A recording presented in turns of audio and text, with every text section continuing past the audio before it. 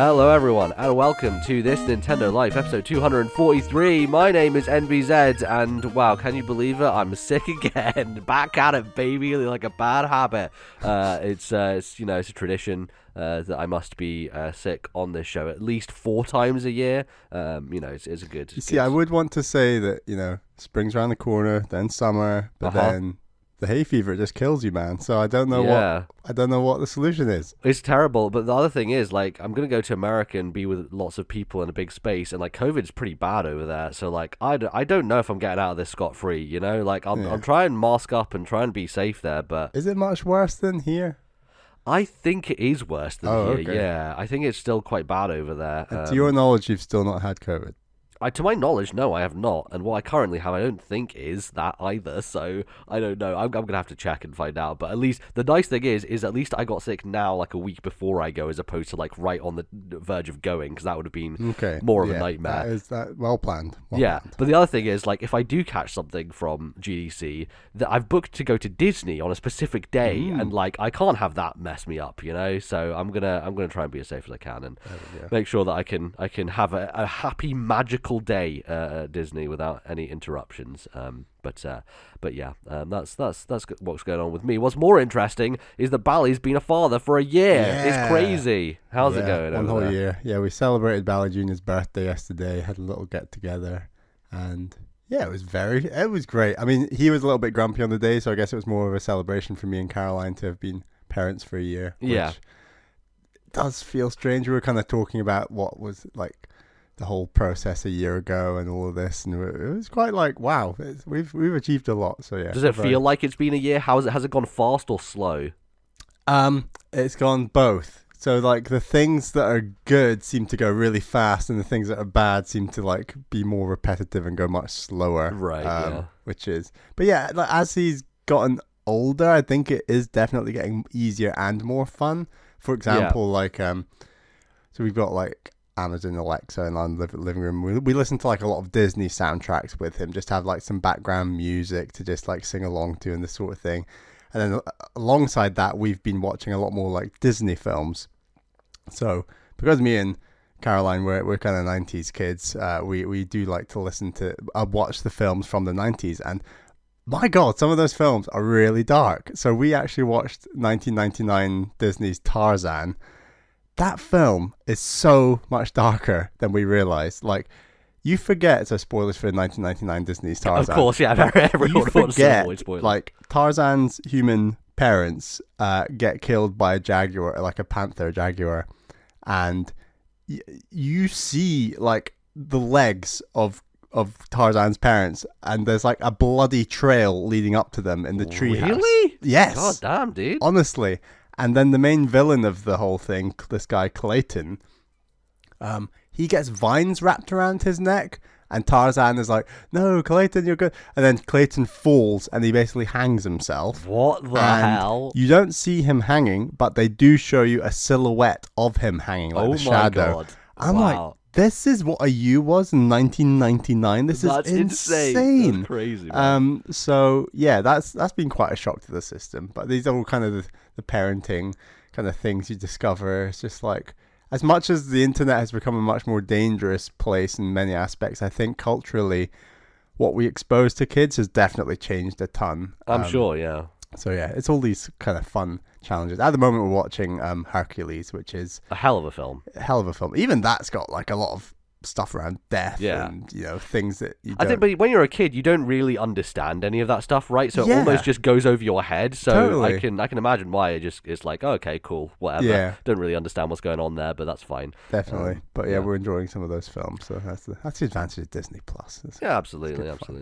Well, that sounds very good. But we're here to talk about some video games and the stuff that's been going on in the land of Nintendo and beyond. Bally, what are we going to be talking about on today's show? For the first segment, we're talking about the games that we have been playing. For the second segment, it's also the Switch's anniversary. It's the 6-year anniversary for the Nintendo Switch, coming out way back at the start of March 2017. So we thought it'd be fun to rank Switch years. Yes. So we're going to be doing a ranking of all 6, and maybe throw in the current year and see where that might land. Ranking all 6 years of the Nintendo Switch and see what will come out on top. Yeah, absolutely. I think there's been some ups and downs, and I'm sure that we will relate those as we go through those. But yeah, I thought it'd be a fun idea to kind of look back and, we're feeling like we're getting close to the end of this system's life cycle. I don't know, maybe Nintendo has a couple more years in them, who knows? But feels like we're kind of looking back on the system's life and how it has done over that period of time, which I think has been pretty good. But let's kick things off with some video games we've been playing, and the main thing that just dropped recently, and we played a bit together, is Mario Kart 8's brand new DLC, Wave 4. It's coming back. These just come at a real pace, don't they? They kind of, you almost forget about it, and it's like, oh, here's another one back again for some more Mario Kart 8 DLC stuff. Bally, how's this pack struck you so far? It's maybe the strongest, and maybe I'm being over hyping it up too much, but I think one track in particular in Yoshi's Island is on a tier alongside like the F-Zero DLC tracks way back when, I think that track, Yoshi's Island, is so good. There's so many like little discrete nods to like aspects of Yoshi's Island that are done so well that I think, I said at the time, I feel like Nintendo heard a bit of the online clamor of people saying like, these textures look crap, this DLC looks awful. Nintendo were like, well, have we got something up our sleeve for you? Yeah, hold my beer.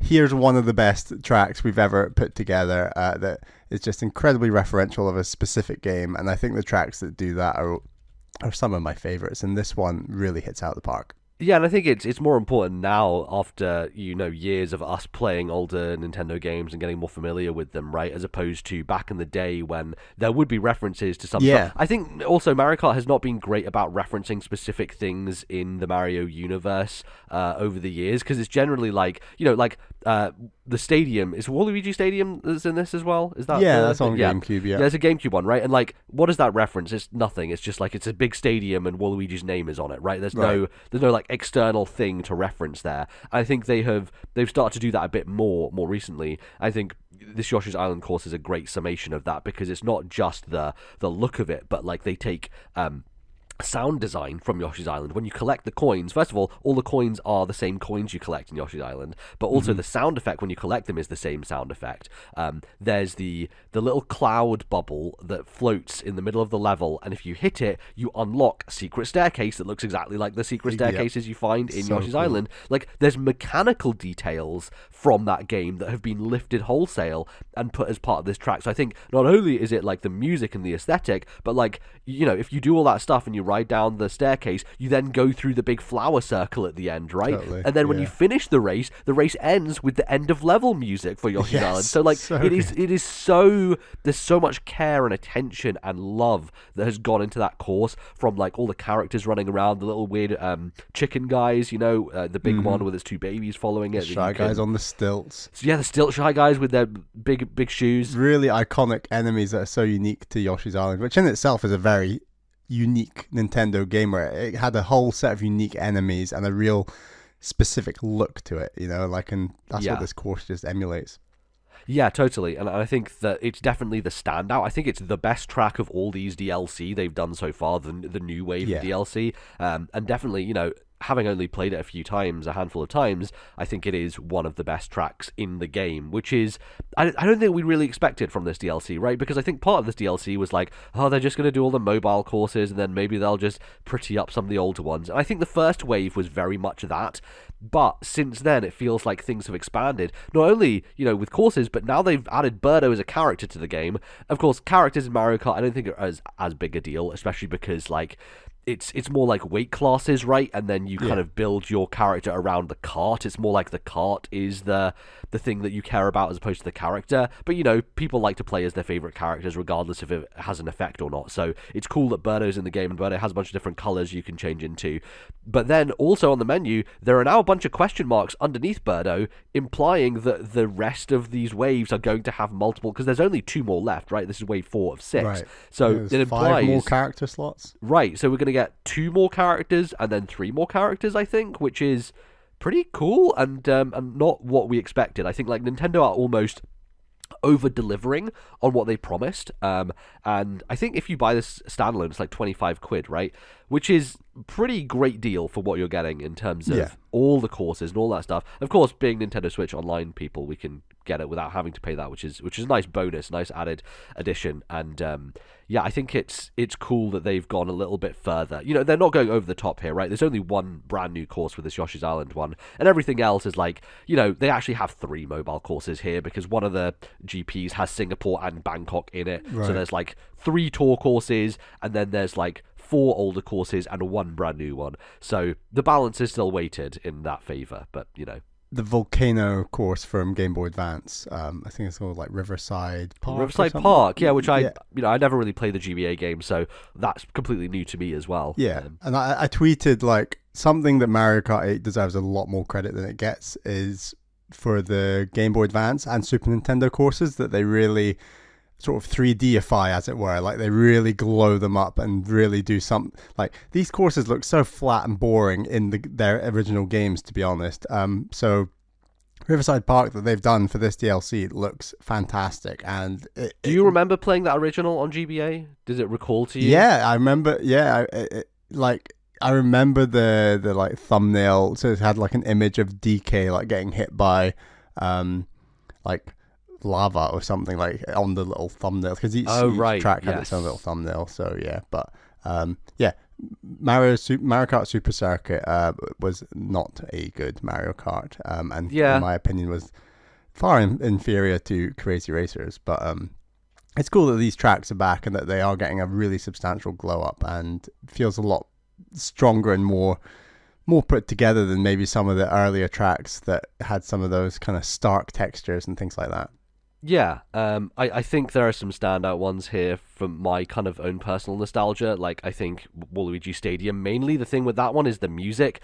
Yeah. And this happened recently to me as well with Fire Emblem Engage. I was like trying to think, where was another game that's like done nostalgic music recently? What Fire Emblem Engage does is that you have maps from previous games in the series, and so when you go onto those maps, they have redone music from those games. So like doing the Path of Radiance one, I'm like, oh shit, yeah, the soundtrack for this game is great. You know, just reliving those GBA soundtracks as well is just really cool. And I was like, oh yeah, I've had this happen recently, but it's hitting me again with Waluigi Stadium. Just I feel like I did play a lot of Double Dash, but I don't think I internalized how much I did play back then. And I think Waluigi Stadium, I really like the course. Like I love the, you know, the fake piranha plants, the kind of cardboard cut out piranha plants and stuff like that, which are really cool. But like the turns and everything, and just the dirt, it's like a motocross kind of course almost, you know. There's a real kind of ruggedness to it, but I really liked that one back in the day, and it's very cool to see it here and getting a bit more of a glow up, because I don't know if it's been shown off in another game before. Like we're getting to the point where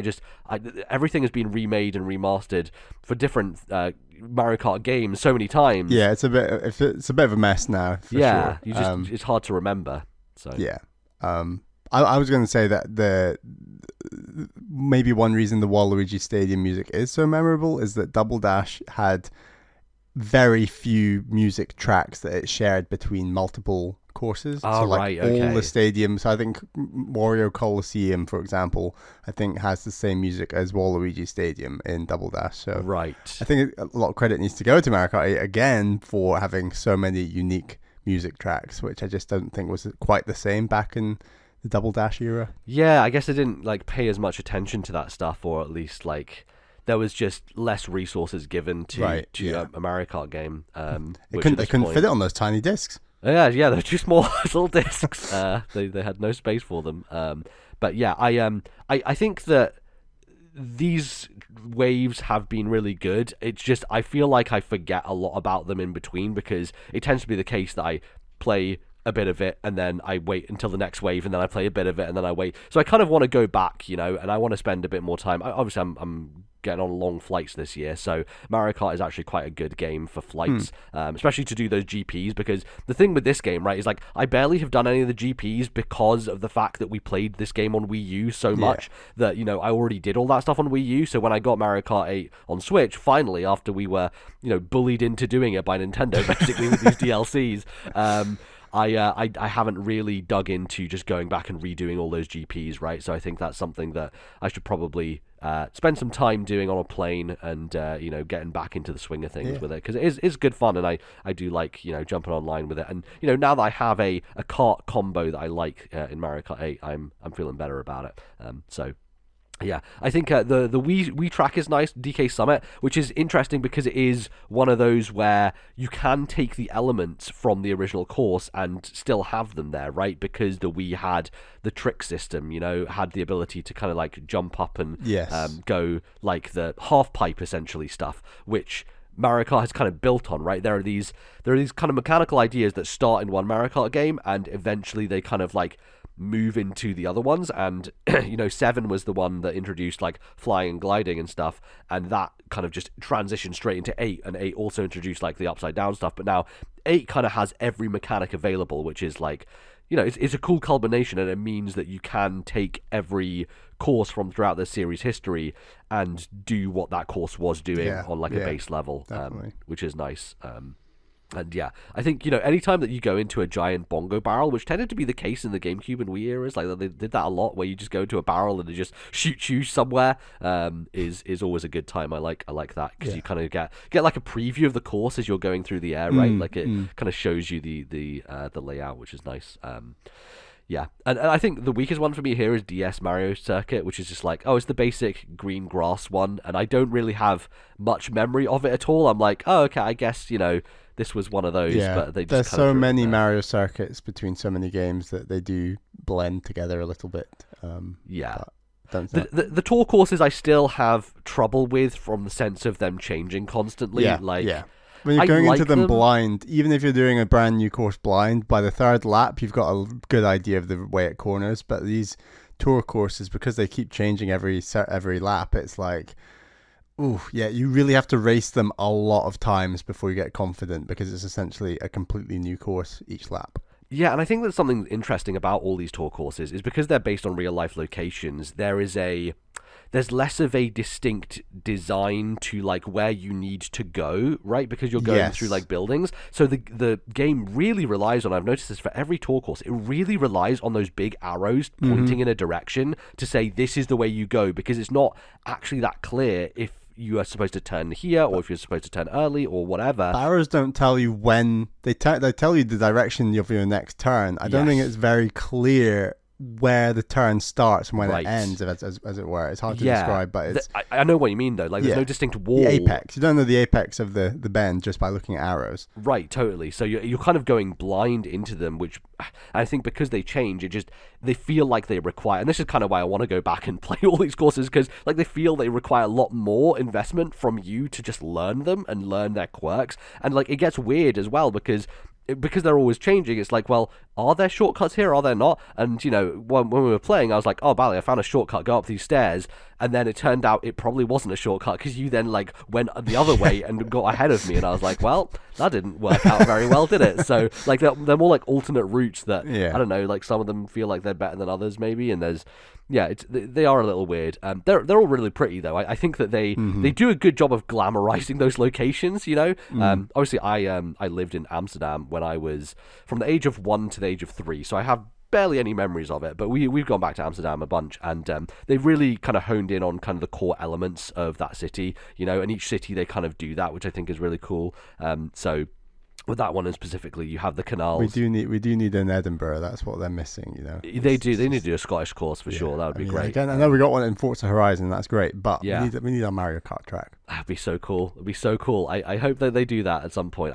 There might be a Scotland one in Tour. We probably have to look that up. There are so many courses in there. No, because the problem is technically the capital of the state that Scotland is in is actually London, so they probably don't. Right. So they probably don't associate Edinburgh as a capital, as it were. Yeah, well, Scotland is its own entity, right? Scotland, yeah. That's why you need independence, man, I guess. So it's a Mario Kart. Then you get the Mario Kart. Yeah, exactly. That's everyone's. Whoever's running for that should run as that on their platform. But equally, there's a lot of smaller countries in Europe that definitely don't have tracks, like Denmark or something. The Netherlands is quite a small country to get a Mario Kart track. It is. Yeah. So good on them. It's great, yeah, but I think it has iconic stuff, right? Like the canals are very iconic, and so they have those as a big part of the course, and that sort of stuff I think is great. And Singapore and Bangkok, we were just saying, like, hey, maybe we should just go on holiday there because those places look cool from Mario Kart's perspective. Yeah, I mean, Singapore in particular just looked really like, wow, this place is amazing. Pretty lavish, isn't it? Yeah. There's a lot of big buildings and stuff like that. So, if nothing else, Mario Kart has just become a holiday advertisement, I guess, for other countries. So yeah, all these tourism companies paying Mario Kart a lot of money. yeah, totally. But yeah, I think overall it's a solid kind of lineup, and yeah, definitely have enjoyed those, and I'll be dipping back into them hopefully when I'm on some planes this year. So looking forward to doing that. Bally, you have continued on with your journey through this year's big RPG that will probably take up a lot of your time. It's going to take a lot of time. Yeah, Octopath Traveler 2. Do you want to give us a check-in of where you are at with the game? Yeah, I'm probably about 16 hours in, and that does include my time with the demo. So I'm working my way through chapter 2s at the moment. So I did all the chapter 1s. I should say that like this game, there's a few characters where they have alternate routes, and to my knowledge, you can actually play all the routes. So a character like Throne, for example, has like the mother route and the father route, and these are both, they're both essentially their own chapters, but you can do them out of order, and so doesn't technically have to be sequential. Although, if you're smart about it, you will always play the lower level chapter first, because otherwise you'll get your ass handed to you. Because I definitely rolled into, I think it was Temenos's second chapter. Yeah. And so people have said, like, some people have said, I should say, that there's very little grinding in this game.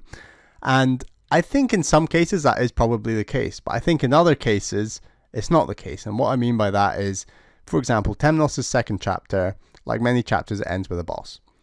But between the start of the chapter and the boss, you are not fighting any standard enemies. There are no goons. You are literally going through like this town, and you're doing like the basically like mystery. A visual novel. You're just doing it's a visual novel, right? And that's actually one of my favorite things so far about the game. Is just the visual novel aspect. But I can get to that. But I will often, especially with low level characters, and I did this with the first game. I just roll, because you have to have the necessary character in your party to do the story, etc.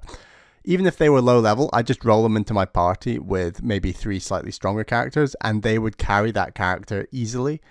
And because they're carrying that character while defeating weaker enemies, especially at the start of the game, they're leveling up quickly anyway. Like you can catch levels within. This is something the game does deserve credit for. Is I think lower level characters can catch the level of higher level characters very quickly. So it does minimize grinding in that sense. I don't think that it takes a long time for your character to get beefy enough to enter into battle. But for example, with Temenos' chapter 2, it's possible to go in with a very low level character, and then you're not fighting any low level enemies, and you go straight into the boss, and the boss kicks your ass. And so I think that it's probably more sensible to start the chapter with your ideal level, rather than assume, like I used to, that you can fight enough lower level enemies throughout the chapter, and then by the time you get to the boss, you're gonna be high enough level. So I think for that chapter, did it have like was the recommended level the level that the boss should be fought at, basically? But you went in slightly lower, thinking like, oh, I can level people up. Exactly. I thought I'm a couple of levels lower, but I'm sure this will be fine. And to be honest, I died to the boss once, did it again, and beat it. So I did actually beat the boss lower level. It's not impossible. It's just a little bit harder to do. Right. But I also am someone who's beaten all 8 stories of the first game, so I have got quite a lot of experience with like the battle system and this kind of thing. Yeah. So I would recommend that maybe try to go in on the level or higher than the level. And I don't think this will be an issue going forward, because I seem to be higher than most of my party seems to be higher than the level required. And I think that generally speaking, as long as you're the cool thing about fighting higher level enemies at night is if you're traveling at night, which I tend to try to do because I'd quite like to just defeat all the tougher enemies and level up a bit more. The game is good at that, and I can imagine in those circumstances there's very little grinding, especially compared to the first game. So like there is yes, they've not mechanically actually changed that much since the first game, but they've made ways in which grinding would be done much easier. So I think they do deserve some credit for that. Yeah, it's funny that, isn't it? Like they've done that, and like they could have gone one step further and been like, oh no, your whole party just levels even if they're not in the party, right? But they're like, nah, we'll make it easier, but we won't make it that easy, basically. So they still kind of have that layer. Yeah, and like I was saying, your whole party doesn't level. However, when you do put someone from outside your party back in, like I said, I do think they catch up quite quickly, especially if you're defeating slightly tougher enemies. That's good. And that didn't feel like it was as much the case in the first game anyway, from my recollection. No, I think they might have done some tinkering for sure, because it does feel more streamlined. And maybe that's just because I'm still very early game. True, yeah. And it's easier to get lots of levels. But I really, really fundamentally think that the stories are a big step up from the first game. I'm into the second chapter on 4 characters, and I, in particular, I'm really intrigued by Throne's Mother Root chapter that I did. It was really dark. It was like surprising, and they're so good at like doing a little bit of a reveal in the chapter, but then dangling the carrot for the next chapter. And you think, oh, God. Maybe this is one downside of the game, is that there might be 20 hours of gameplay before you face that next chapter, because there's so many damn characters and so many damn stories that, where one chapter leaves off and the next one starts, there could be a lot of time between. You almost feel like you lose momentum, which was a bit of my problem with the first game. That's fair. That is fair. Yeah, and partially why I ended up just doing 4 characters, because I was like, well, it's easier to kind of keep in my head what's going on here and kind of link everything a bit more seamlessly. But yeah, it's going to happen with the kind of structure they have. But it sounds like, because what I've heard other people say about this game is it has like split, like you mentioned, alternate routes, right? Yes. But like it feels like some of the chapters are broken up into more different, smaller pieces as opposed to just being one thing. Yeah, I was shocked at how short chapter 2 for Throne on the Mother's Route was, where there was no boss. It was just a visual novel. It really was. Right. It was literally just go to places, talking to people, and let story play out. And I really like that about the game. Like, I do think one thing the game is guilty of with that gap between stories is I'd like more of a refresh of the plot from previous chapters when you jump into a new chapter. Yeah, like a previously on type of deal. Yeah, I really don't think that'd be too difficult. And I think the game is not good. It's very stark. It's like it just jumps straight into continuing the chapter. It's literally like 8 games broken up into and put together into one big game. It really does feel like that. But yeah, I think that some of these stories and the way that they're told, really strong. I would say there is one weak story, and even their second chapter, I think it was Agnia's actually, I think even her second chapter that I've done now finished in a way that I was very satisfied with. And cool. Even with the weaker stories, the locations feel so much richer than the first game. That, like, for example, Agnia is her story starts in the northwest corner of the map, which is real forest, river, Lord of the Rings style looking cottages, just really like traditional country kind of old hometown kind of British feel to it. And she then kind of goes to the big city. So the same big city, I've forgotten the name of the city, but it's also the same city you start with Throne in. And it's fun, just like the game does a good job of like talking about Agnia's. She doesn't even know they go into like a theater in the big city and they ask for a ticket, and she's like, a ticket? What's a ticket? She doesn't even know what a ticket is, because like she's from country bumpkin land. Isolated, exactly. She's like, well, why would you even need a ticket? So I just think the game is quite good at contextualizing different cities and towns and their different cultures and backgrounds, and then when those characters are taken out of one city and then put in another area, and then how those cultures kind of clash and have different ideals about stuff like ticketing, for example. So it's just small stuff like that. I think the game does really well, even when some of the stories are a little bit slower. And I've got to shout out Nintendo Capri-san and his massive belief in places where a character can sleep, and I do think Octopath Traveler 2 is taking the biscuit for the number of places that I'm just like, I would just like to sleep here. Like, this just is lots such of a cozy places, right? There are so many cozy little bars that so much of the plot takes place in almost every town and every city in this game, and some really just intricate like castles and kind of like forts and things like that, where even in these grand buildings they have small cozy rooms, and there might just be like a single little chest in this room, but the amount of detail, and just like, there's a nice little bed here, you could just have a little nap here, like this, like there's just so much detail put into so many small rooms that I really don't think the first game had quite that level of detail. So I think there's been a real visual effort made to make all these places feel so much more memorable. And I do think the towns and cities are so much more memorable where they definitely weren't in the first game. And I think the first game was guilty of, there were multiple forest towns and multiple snow towns and like they even repeated what's the word I'm looking for, like biomes, as it were. I know that word's overused, but I don't feel like, and maybe that will still be the case for this game, but I've not had repeated biomes yet, and it really makes areas feel distinct, and by making the areas feel distinct, it makes the characters from those areas feel more distinct and more interesting. That's great. Yeah, I mean, you're definitely selling me a lot more on this game, and I really did enjoy the demo a lot, and it had a lot of promise to it, but it sounds like it is delivering on that promise, which is good to hear. And I don't know, in terms of like some of these extra things they've added, like path actions, which I never found that interesting in the first game. I never really used them. Have you found yourself engaging more with that stuff, with like random NPCs and using those actions in day at night, all that sort of stuff? Yeah, not really. The game really hit hard, like with the promotion last time, these things, and they have, now that there's day and night, it's basically doubled to the number of path actions, because now everyone's got one for day, one for night. Yeah, and it sounds like they're duplicated across people, but like some people have one that's just straight up better than others and stuff like that. Yeah. They just do the same thing, but it's easier or better with one person. I would say for some characters, it's very intrinsic to the way that character even plays in battle. So, for example, I think it's the dancer. What's her name again? Oh, it is Agnia. Actually. It's Agnia, isn't it? Yeah. Agnia is the dancer. So you can summon characters that you have befriended, as it were, into battle, and then they have a set number of uses. Doesn't Temenos do that as well? He does that in his first chapter anyway. Yes, he does. So exactly. So that's a good example of how they're repeated. I've really not done it with Temenos. I've done it a bit more with Agnia, because so Temenos, I'm so busy like healing my party and doing other stuff. Right. But all that stuff, if you didn't like it from the first game, in my opinion, it's no better in this game. In fact, it's probably even more complicated. Cool.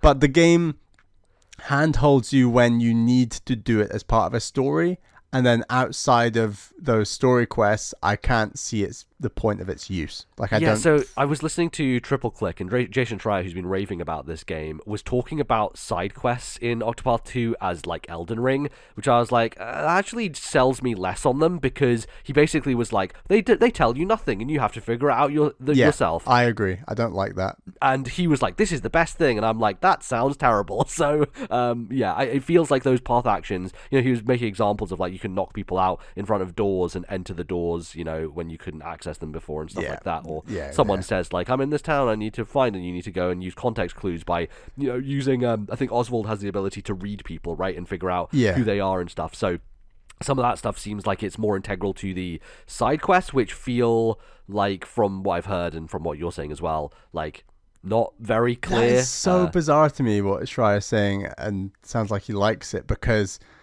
like Octopath, in my view, it's not about the exploration and the discovery, and Octopath is like a very cozy JRPG where you are, it is very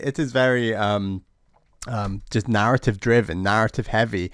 Go from here, go to there, point A to B, very linear actually. And that's what I like about it. It's very cozy, it's very simple. I'm not getting lost in complicated dungeons. They're often very linear dungeons. They're quite short as well. Very short. They have good pacing to them. Yeah, it's very bite-sized. It's honestly, I still think it's a great shout at like if you'd never played a JRPG before, to start with something like Octopath, to be honest, because like its strength is its simplicity. Its strength is like strong narrative, and now here's a boss. Strong narrative, now here's a boss. And some people won't like that, and that's fair. But for the game to then have these, as you say, like Elden Ring style unexplained side quests, goes so against like what it's going for with that main plot that I'm shocked that the game even has them in that way, because I don't want to engage with that. Basically, I'm ignoring those aspects. There might be a couple that speak to me that I might want to try. But I know there are like other side quests that involve more of your party members doing stuff together. That's what I was just about to say. Now, I have done one of those with Menace and Throne. Really great stuff. Again, awesome. It was just narrative, no boss, but it was fantastic. Like it was, and I think someone on our Discord hinted that these, I can't remember what they're called, but it's basically when two characters come together and go on a little side quest together. Yeah.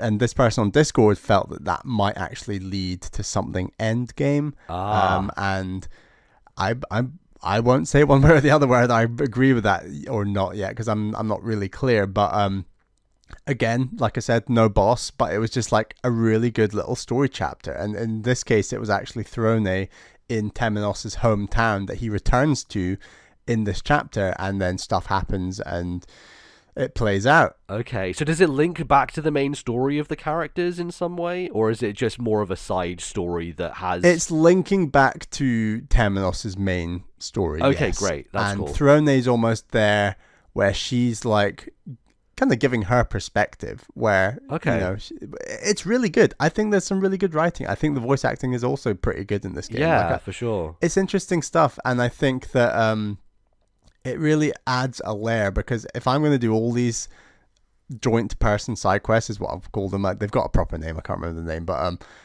they are. Well, that's another new thing about this game versus the first game, is these joint side quests. I think it's it's just a really great addition, and feels like it's addressing a lot of the critique of the first game, right? Which is, okay, you're this group, but they all just do their own thing and nobody really interacts in a meaningful way. Yeah, and for the long stretches of the game, that's still probably a fair criticism, because there are so many situations.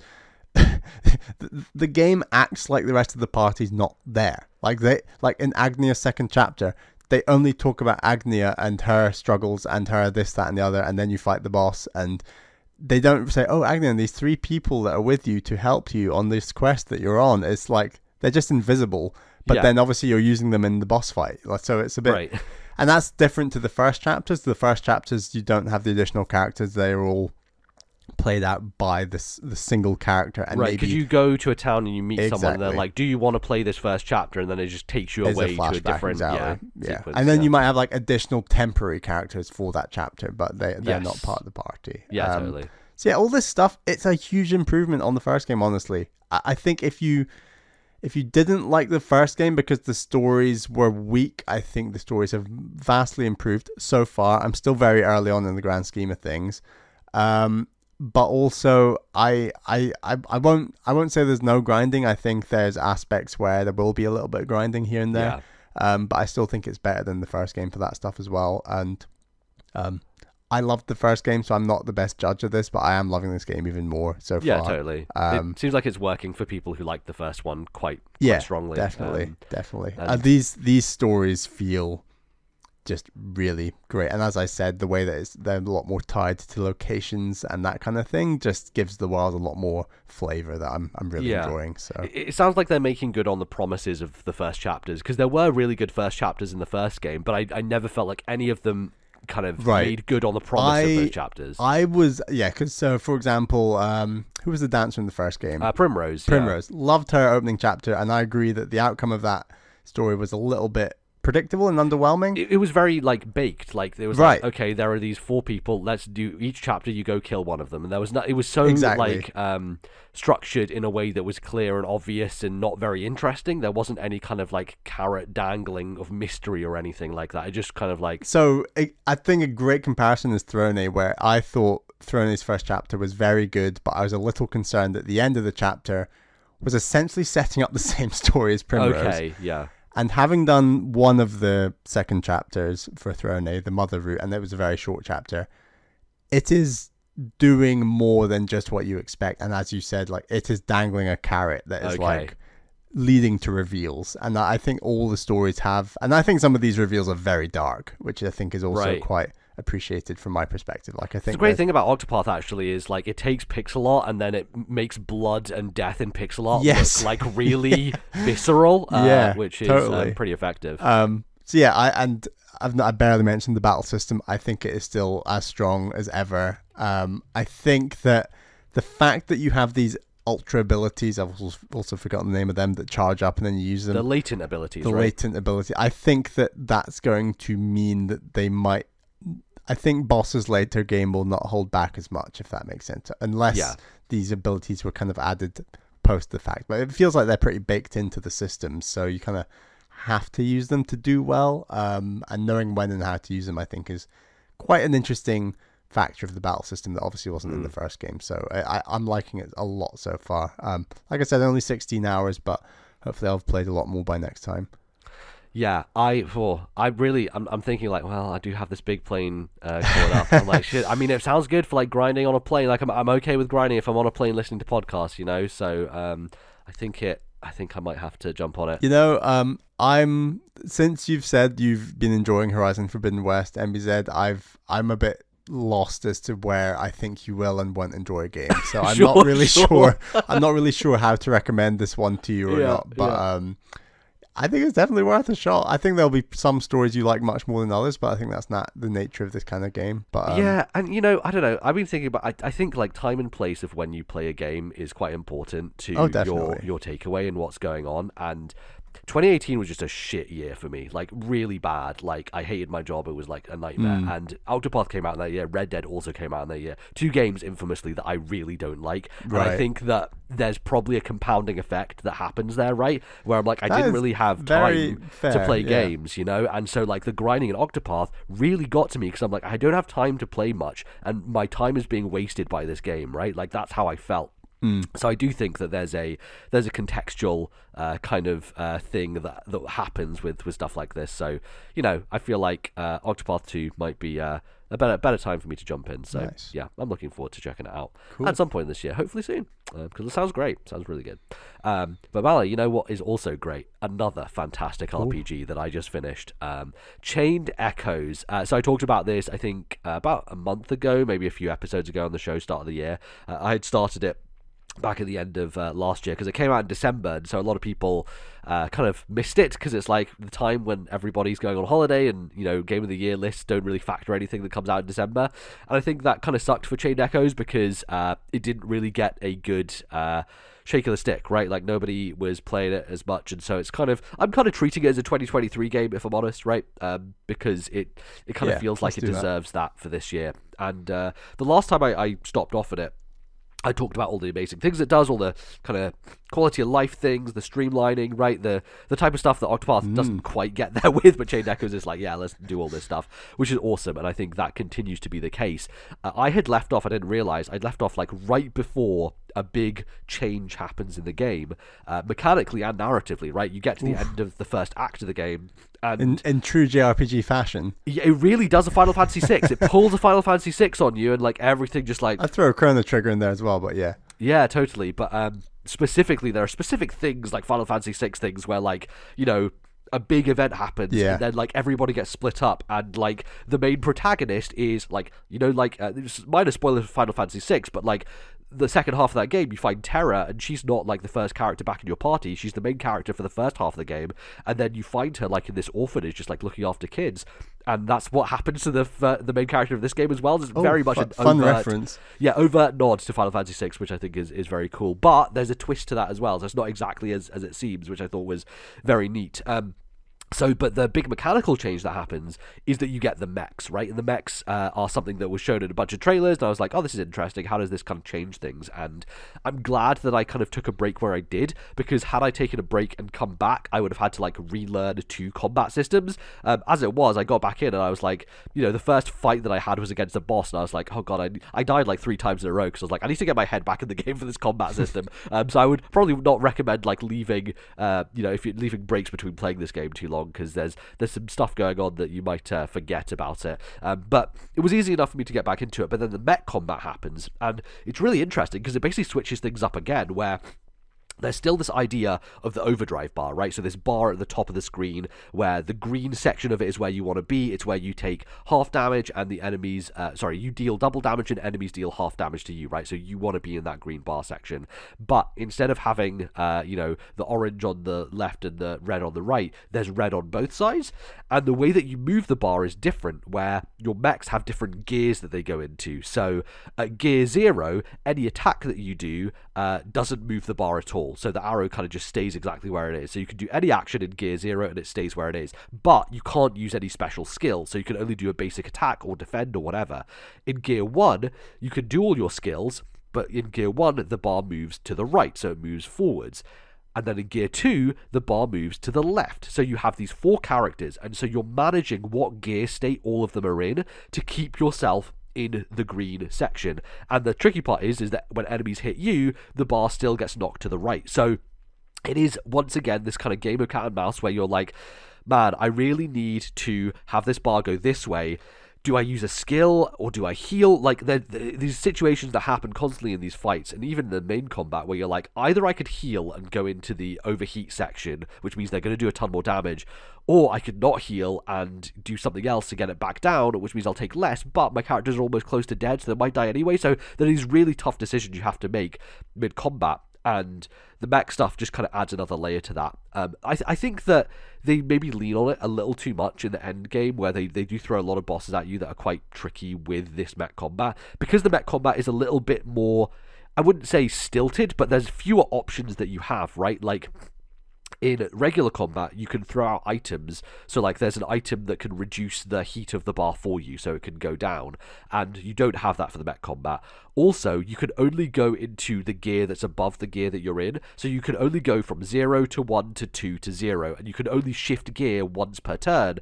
So it limits you in terms of, okay, well, I've just used up all my TP. And there's another system here where basically, if you're in gear 0, you can hit a regular attack and your TP will gain back. So this is your kind of magic point that you use for your skills. So you'll be in a situation where all of your mechs are in gear 2 and they've all run out of TP, so they all need to go back to gear 1 and kind of refill and replenish that, but you might be in a situation where you need to use a skill to heal. So it's this really, it's a tricky balance, which I think is really nice, and I think the game does a great job of putting you in situations where you can use that smartly and wisely.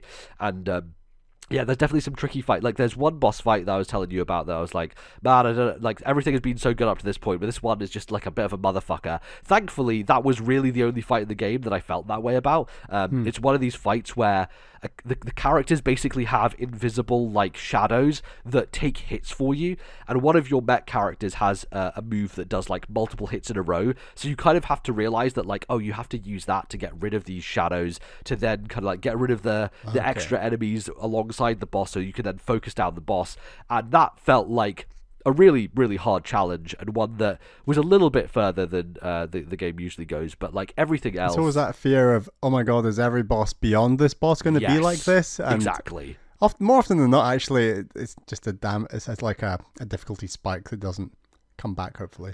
Yeah, exactly. It was a spike, and that, I think, was the hardest boss in the game for me. This character called Maria, and basically, because the problem is that she has really high agility, which means that in the turn order, so there's a turn order at the top of the screen, so you can see when everyone's turn is coming up, right? Yep, and she just keeps showing up, like, multiple times between my characters. I'm like, this is a bit fucked. And then some of the bosses as well have, they have an ability that's just called Act Twice, and then later bosses are like Act Thrice, which means whenever their turn comes around, they do 3 moves, and they can do, like, magic moves and physical moves and all that sort of stuff. But I do think that everything past that, the thing is, like, these bosses are challenging, but they feel like, you know, that tension, right, where you're like, you're really down to your last embers, and you're like, all my TP is gone, like, my health, I'm just like, someone is dead, like, everyone is barely scraping by, but it feels like, and the thing they do so well with the bosses is they don't actually show you the health for bosses. They show you health for regular enemies when you're just out on the field, but for bosses, they deliberately don't show you health, and so it creates that kind of unknown tension. It's almost like Cuphead to some degree, right? Like, you just don't know. You're like, how many more hits? I feel like I'm getting close. It's been like 15 minutes of this fight, and I'm just like right on the edge, and then you finally do that last hit, and it's like, that just relief that swims over you. Octopath has that as well. You don't know the HP. Totally, totally. And I think that Chained Echoes does a great job at that, because, like, the end of this game, and, like, it sounds like your nightmare, my nightmare as well, but it's like, it's 3 bosses back to back, right, at the end of this game. And, like, despite the fact that they all push me to my limit, I did it first time. I beat all of them in a row. I didn't die on any of them. That's good. You want to ideally beat it first time, and you want it to be a challenge. I think that's a perfect difficulty for a final boss, in my opinion. Exactly. And I think this game just does a great job of towing that line, of making it just this perfect balance. And you played on normal, or was there difficulty options? Or Yeah. So there are kind of difficulty scalars where you can turn down the aggressiveness of enemies, or you can turn down the size of the bar, so the overdrive bar, right? In the tougher fights, they'll kind of shrink the green area, so you have less to work with. There are also bosses where they basically split the green area up, so it will be like red, green, and so you have 2 small green areas to, like, really limit yourself. So that's the thing, is, like, you really have to think through a lot of these fights, and really have to consider every move, which I think is so cool. And because you always heal at the end of every battle, like, the thing that I really like about it is that every area you go into, right, it feels so hand designed, in the way that there's a lot of exploration. You're running around this world, but you'll come across groups of enemies, and each enemy group will be really thoughtfully considered, where it'll be like, okay, we're in a new area, here's one enemy, learn what this enemy does, next we're going to give you 2 of that enemy. Cool. Now here's another enemy. Now we're going to give you 2 of that enemy. Now we're going to give you 2 of one enemy, 1 of the other. Now we're going to give you 2 of both enemies. And then at the end, you have, like, this culmination where you have multiple different enemies from this area, and they've all felt like they've built on top of each other, and you are slowly learning their patterns and their weaknesses and stuff like that as you go through. And maybe there's only 5 or 6 fights in one area, and you spent a good half an hour in that area, but you're not doing that many individual combat scenarios. And I think it's such a smarter way to approach things, and it just makes things feel more tactical and more meaningful. And every fight, because you aren't limited by, like, oh, I've got to heal this character between battles and stuff and waste my resources, every fight feels tactical, which I think is such a testament to the design of this game. I think it is tremendous. And I think, like, from a narrative level, I did kind of say before that it has that kind of classic feeling of, like, old Final Fantasy games and Chrono Trigger, in the sense that the localization wasn't great, and so there are these weird moments where things don't feel well written, right? They feel like they have been translated. And I think because Matthias Linde is German, English isn't his first language, he's written it in a way that he's a non-English speaker, which almost gets across the same effect of, like, a localization from Japanese to English, you know? And I think there's a charm to that, and I think that is the weakness of the game, though, because I think that it doesn't quite build the characters enough to make those, because it has really cool plot moments, right? It's one of those weird examples where I think the plot is great. I think, like, some of the twists they have in this game are great, and some of, like, the reveals, like, there's a lot of that stuff going on, but the writing isn't quite good enough to make them land with the impact that you want. Wait, are you telling me this is like the prequel trilogy from Star Wars? I'm in. It's pretty much, well, you would love this game, yeah, absolutely. It pretty much is that. Like, it does. That's a weird, interesting comparison, isn't it? Where, like, yeah, like, everything surrounding it, every all the plot and the world building and everything is so cool, and then the writing is just, like, it's just stilted enough to where it doesn't make those things land. Like, there are definitely moments where I was like, oh, that's cool, like that, but I was more like, oh, that's cool, as opposed to Xenoblade, where I'm sobbing because, like, not only is it cool, but it's so emotionally resonant because the writing is so good, right? And I think Chained Echoes could have gotten to that place. There's a lot of Xenoblade influence in this game generally, from, like, a gem crafting system to the mechs to the music is so Xenoblade influenced, like, but yeah, there is definitely that thing that kind of holds it back a little bit, but I still enjoyed it, and I still think that there's cool stuff that happens, and it's sometimes hard to keep track of because the game does like to just throw a bunch of random, like, cutaway cutscenes to, like, characters you've never heard of and be like, okay, these guys over here are doing this. It's one of those games that I think on a replay you would understand a lot better, because you'd be like, oh, I know who that person is, so this makes more sense, right? Like, there's a bit more context to it if you were to go through it again. And the nice thing as well is that it has a bit of a hub area, so in the middle of the game, you find this kind of, like, this island, hermit island, and all these characters kind of congregate there, and you can find random people out in the world that you can get to join your island, and they give you certain abilities. So one ability is, like, it will tell you the number of chests available in an area, so it's nice for 100% completionist people who want to go and find everything in a space and stuff like that.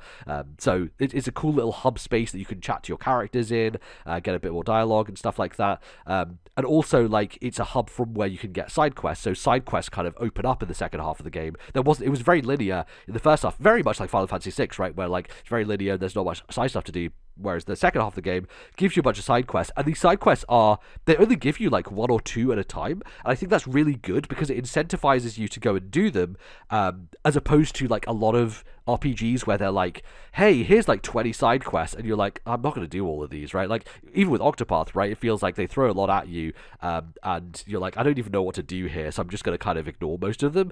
Whereas Chained Echoes, like, each side quest is beefy enough, like has individual characters, new characters, and you go to new areas as well. Like after the world map opens up, it does the classic thing of like, you have an airship now and the airship goes across the world, and it's really cool. Like, it's visually very different from other airship sequences I've seen in terms of like how small your ship is compared to how big the world is.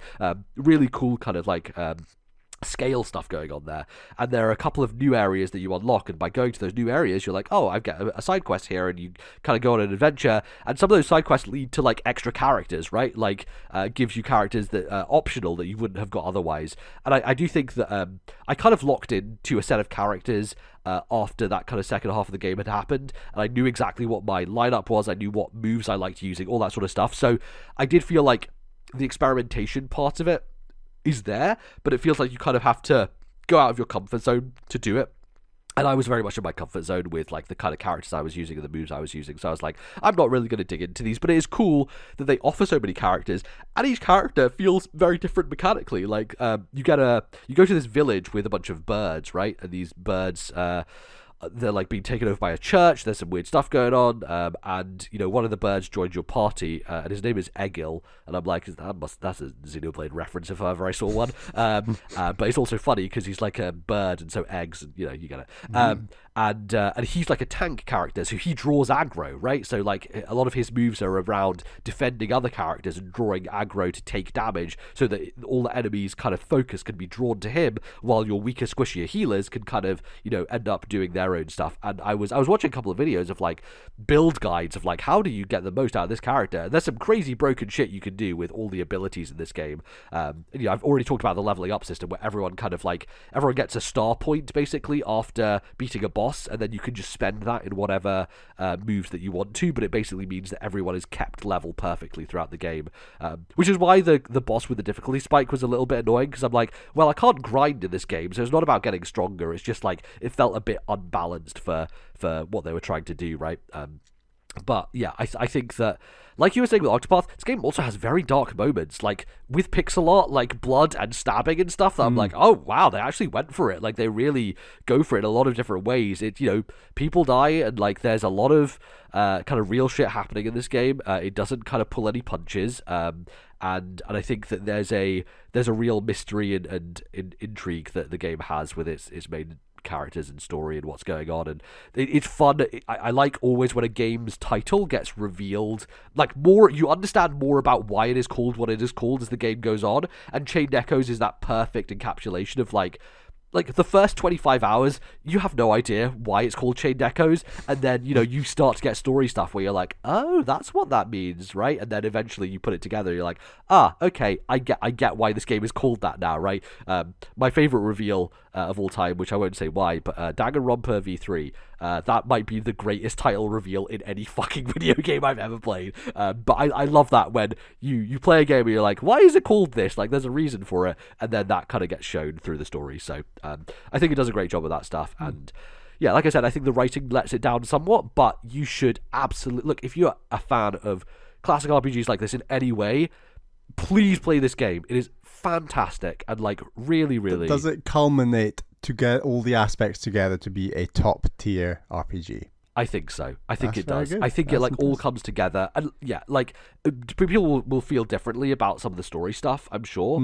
And you know, that's in the eye of the beholder, but I think that on a fundamental mechanical level, this is doing something fresh and new and innovative within a space that is so well worn, right? It's so well trodden. There are so many games like this that come out and you're like, it's kind of another one of those, right? And it's like, it's kind of what Sea of Stars is falling into, where I'm like, it looks really pretty, but mechanically like, there's some interesting stuff Sea of Stars is doing, right? But it does feel like it's not going as far as what Chained Echoes does in terms of innovation and really changing things up with the space and stuff like that. So, yeah, I strongly recommend it. I do wish that it was a bit shorter. I did do all the side quests, and my final hour count was 46 hours.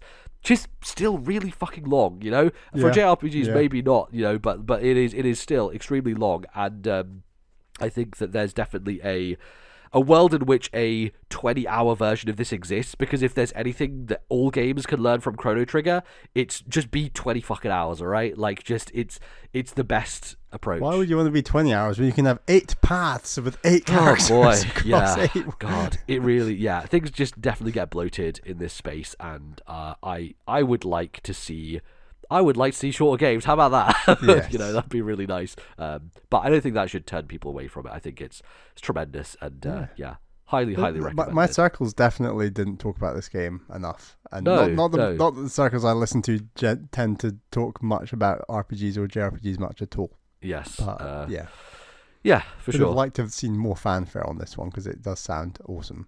Yeah, it's absolutely fantastic. So, strong recommendation. Definitely go check Chain Echoes out if you haven't yet. Alrighty, that will do us for the first segment. Don't worry, though, because we'll be back after this break, revisiting the years of the Switch and celebrating its 6th birthday. Be right back.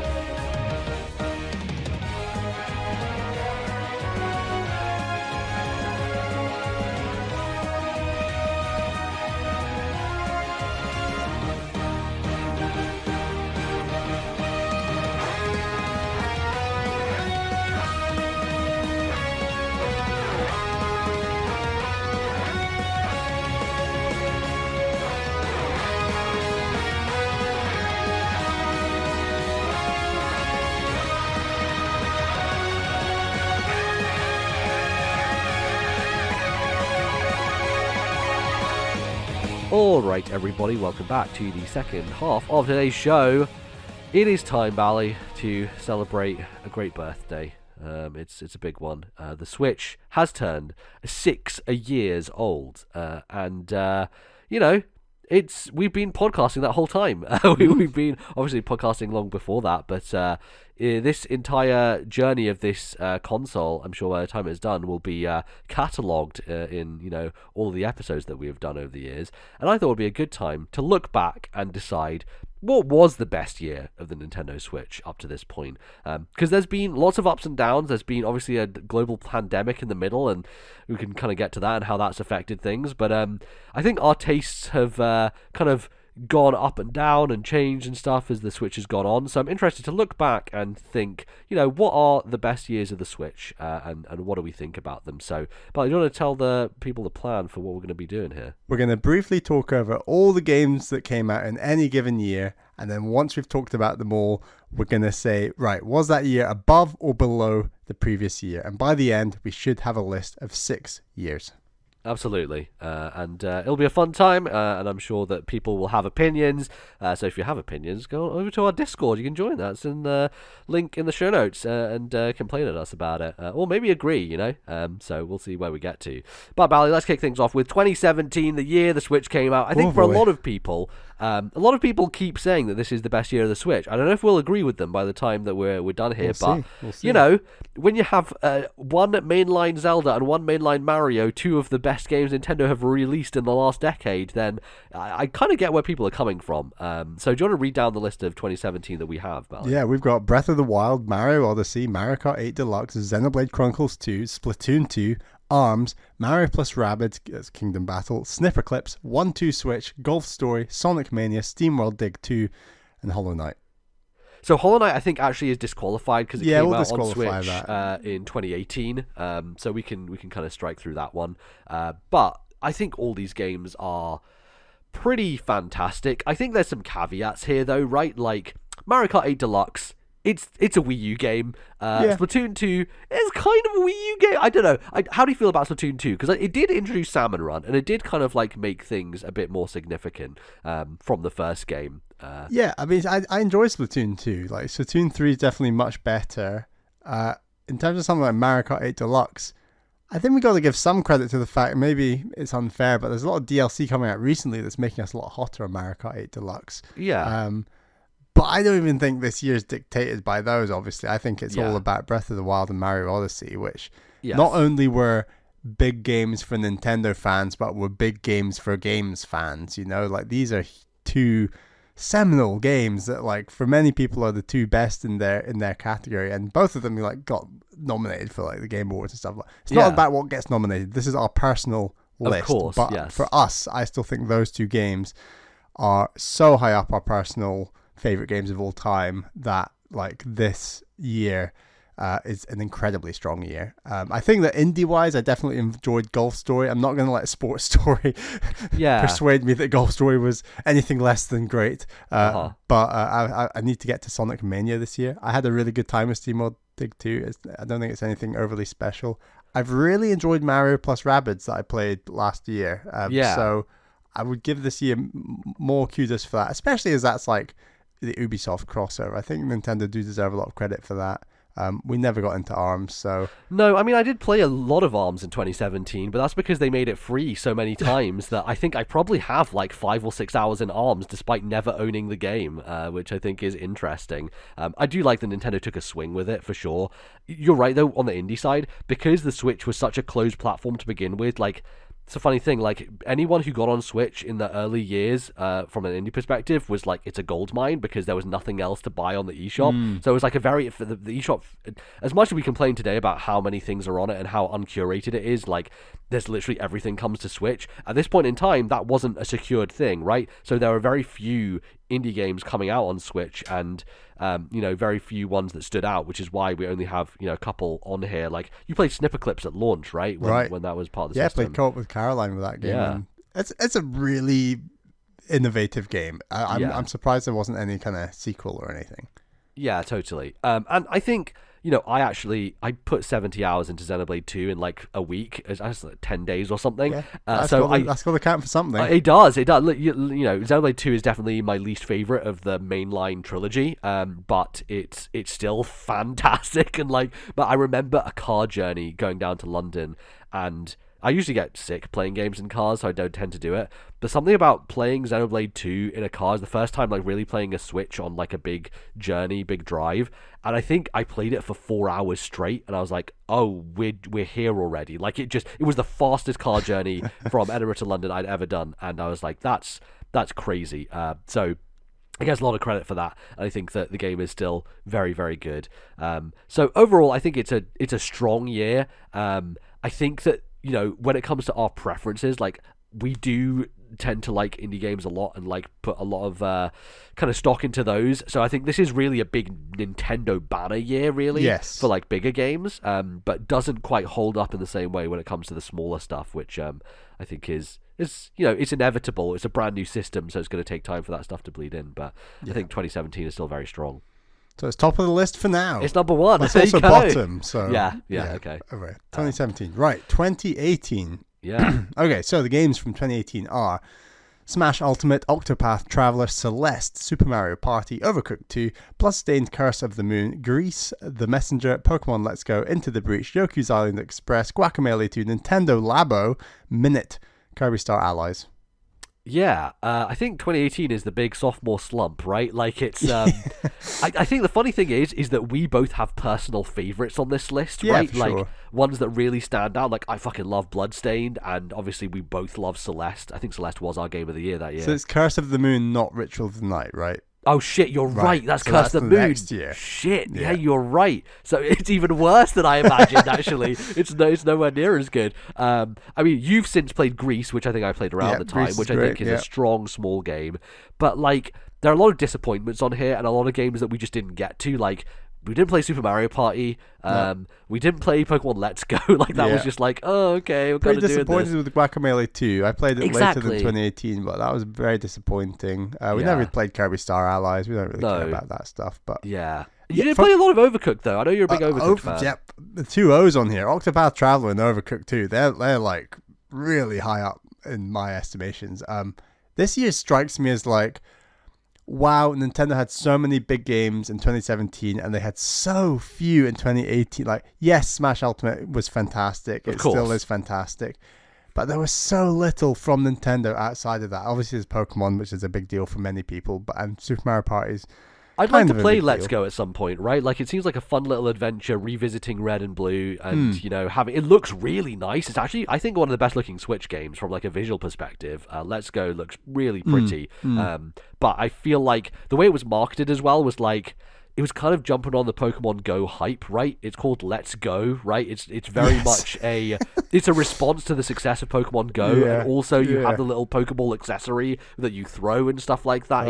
It was basically baby's first Pokemon for like the super casuals who got back into Pokemon with Pokemon Go and were like, well, here's a product for you guys, right? That's basically what it was. But I'm still, it's one of those things that I think is interesting because it was more catching focused, and that's kind of where like Arceus ended up going, right? So it's a cool like origin of that, I think. I think we do need to shout out our game of the year from this year, Celeste, and how strong the indies generally were by 2018. Like I really enjoyed stuff like Minute and Yoku's Island Express. Into the Breach is fantastic. Into the Breach is one of the best games ever made. Like honestly, right? And like Grease, but like Celeste is one of, if not my favorite indie of all time, maybe. Yeah, I don't it's know. up there in the conversation. Like, it's up there, and I think that 2018 was just a great year of showcasing. Okay, yeah, the Switch is actually going to be the king of the indies from this point onwards for a while. Like it was really a staple in like, right, this is the best system to own if you want to play a ton of indies, because guess what? Nintendo don't put out many games, as 2018 proved. So if you want to play more than just Smash Ultimate, you're going to have to play some indies, and yeah, you can't do much better than Celeste. So this year does deserve a lot of credit for that, and obviously we've talked about Octopath Traveler quite a lot on this show, so of course, everyone knows my views on that. But yeah, I mean, as things stand, I think this clearly doesn't beat 2017. I think that yes, there's some strong indies on here, but they're not strong enough to topple Mario Odyssey and Breath of the Wild, in my opinion. Yeah, totally. And I do think that it's good for context as well, for like where we were at with games coming to Switch around this time. I think probably the end of 2018. I think we forget about it now, right? Because we just assume that everything comes to Switch at this point. But like, I just remember those moments of like news stories being like, this game's coming, and this game's coming, and this is coming day one, and this is coming. It felt weird coming from the Wii U. It felt like so weird. All the hottest indies were coming to Switch, often day one, or often like even like a timed exclusive. Yeah, right, exactly. I can't remember which games on this list were timed exclusives, but there definitely were a few. I believe The Messenger was one of them, right? The Messenger was a game that they kind of co-marketed. I think Into the Breach also was one of those, right? And that kind of started here and continued onwards and just continued to be very strong. I mean, Smash Ultimate, I think that on a heart level, I go for Smash 4 because of the trophies and all that sort of trophies. stuff. But Smash Ultimate, they take the trophies out, for God's sake? Come on. Oh God. But Smash Ultimate, right, on a fundamental playability multiplayer level with all the fucking characters that it has, is just like, I was thinking about like, fucking Wii Fit Trainer is in this game. What the hell, man? Like, it's so dumb. It's so ridiculous. You can just pause and think about that game for a while, and yeah, you will just come across a character where you're like, I cannot believe that character's in this game. You can do that about 50 times. Like it's so ridiculous. The Sora! What the fuck? Sora from Kingdom Hearts in this game? Excuse me? It's absurd. I think even though 2018 wasn't the point at which all those characters were in there was still a significant number that were added, and some really big highlights, that were very, very surprising and fun, and I think that it's, it stands the test of time, and it's still, the Smash Brothers that I will go to play, and, any time that we're in person, the rare instances that we're like, gotta play some Smash, gotta do it, because in-person Smash is really unlike anything else, much as you can do it over the internet, it's just not quite the same, yeah, still hold a special place, but I agree, I think it's below 2017 with all of its big smashing hits. 2019. 2019. This is an interesting one. So we had the release of the Switch Lite as hardware, which neither of us own, but I think is a cool thing to point out, and especially because there was a mainline Pokemon that released in 2019, which is kind of why they wanted to put that system out there, because, hey, Pokemon is played by younger people a lot, and Pokemon is a thing that gets people into Nintendo systems, so they had to have a piece of hardware for that, and that was the Switch Lite. And everything I've heard about the Switch Lite is that it's a great little thing, you know, it's a great little piece of hardware. So it's a cool thing to note and to mention, even if we don't have any experience with it. But do you want to run down the list of games, Bally? Yes, Luigi's Mansion 3, Fire Emblem 3 Houses, Mario Maker 2, Pokemon Sword and Shield, Astral Chain, Wargroove, Bloodstained Ritual of the Night, Ring Fit Adventure, Yooka-Laylee and the Impossible Lair, Untitled Goose Game, Cadence of Hyrule, Yoshi's Crafted World, Link's Awakening Remake, Ape Out, SteamWorld Quest, Katana Zero. This is a hell of a It is fucking a hell of a year. I think, like, when people talk about the best years of the Switch, I don't know if many people bring up 2019, but for me, it's always in my mind as, like, I remember so clearly that window from, like, August to December. Every month was, like, here is Luigi's Mansion, here's Fire Emblem, here's Mario Maker, here's Astral Chain, here's Pokemon. Like, it was Link's Awakening Remake. It was, like, 5-6 games back-to-back in the second half of that year that I was like, holy shit, this is, like, so packed, and they are really, it's like the second year of full production and, like, really hitting their stride. And I think that so many of those games are standout games, and it's an interesting one where I think we both had, like, totally different Game of the Years, right? But they are personal favorites, and there are some really strong picks on this list overall, as well as you can see, like, some great indies kind of, like, bobbling up as well, continuing to be the case. So I think this year is fantastic. Any ones that you want to pick out in particular, Bally? I just think the industry generally does not shout out about how incredible Luigi's Mansion 3 is. Absolutely. I think that, like, a game like Mario Odyssey gets a ton of praise for its innovation and its creativity, and Luigi's Mansion 3 honestly has similar levels of innovation and creativity. It is that good. It's such a step up from the second game, which was also very good. I had a good time with that game. Maybe got a bit long and bloated, but this one just felt leaner and more innovative, and there's so little repetition of enemies or areas. The bosses are so cool, man. Like, remember that little, like, diorama town where you fight like you're a kind of, like, kaiju battle? Oh my god, it's so good. The so huge cool. fucking dinosaur, you go up and the lightning's coming, and, you know, like, every floor has a distinct identity as well, right? Great idea to do the big tall hotel theme where you got a different theme on every single floor. And I remember, like, the pianist ghost and it's in the theater, and then the grand piano becomes like the boss, and this is some really cool stuff in there. And yeah, Next Level don't get enough credit for that game because it's really it is top tier Nintendo. People wouldn't put it in the bracket of Breath of the Wild and Mario Odyssey, but I think we definitely would, and it was like our joint TNL game of the year, as much as you say, our personal games of the year, Wargroove and Bloodstained, which we both love for different reasons, different games, obviously, but, like, I think that Wargroove is a very, very good game, and this is stuff like Katana Zero, SteamWorld Quest, Ape Out, Untitled Goose Game, Wargroove. For me, it's like the Switch was really in its stride with hot indies. Like, Untitled Goose Game was such a hot indie for this year, and it was really promoted predominantly through Nintendo Switch, and I think it was a Switch exclusive for a while, maybe alongside PC. I can't remember, but console exclusive at least. That was, I think this was the year where, like, PC plus Switch tended to be most indie games coming out. Right? I think that included, like, Wargroove as well, and there was just a delay in a lot of these games getting to Xbox and PlayStation in a way that was very weird. Right, which is still kind of continued to this day. Yes, which is crazy. Really crazy. And yeah, Katana Zero is some indie game. Like, it's fantastic. I got to it later than 2019, but it's as good as you can hope for, with something like deflecting bullets like a lightsaber in a kind of 2D game. It's just so good. Katana Zero is an incredible game. Yeah, totally. I think that other stuff, like, I was obviously we played Yooka-Laylee and the Impossible Lair later, but, like, that really surprised me how much I like that game as well. It's very good.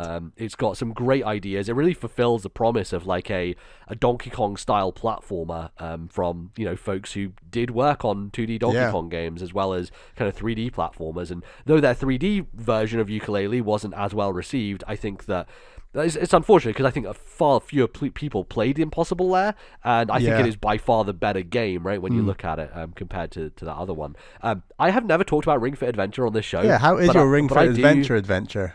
Yeah, I have had it for a long time. I played it quite a bit when I first got it.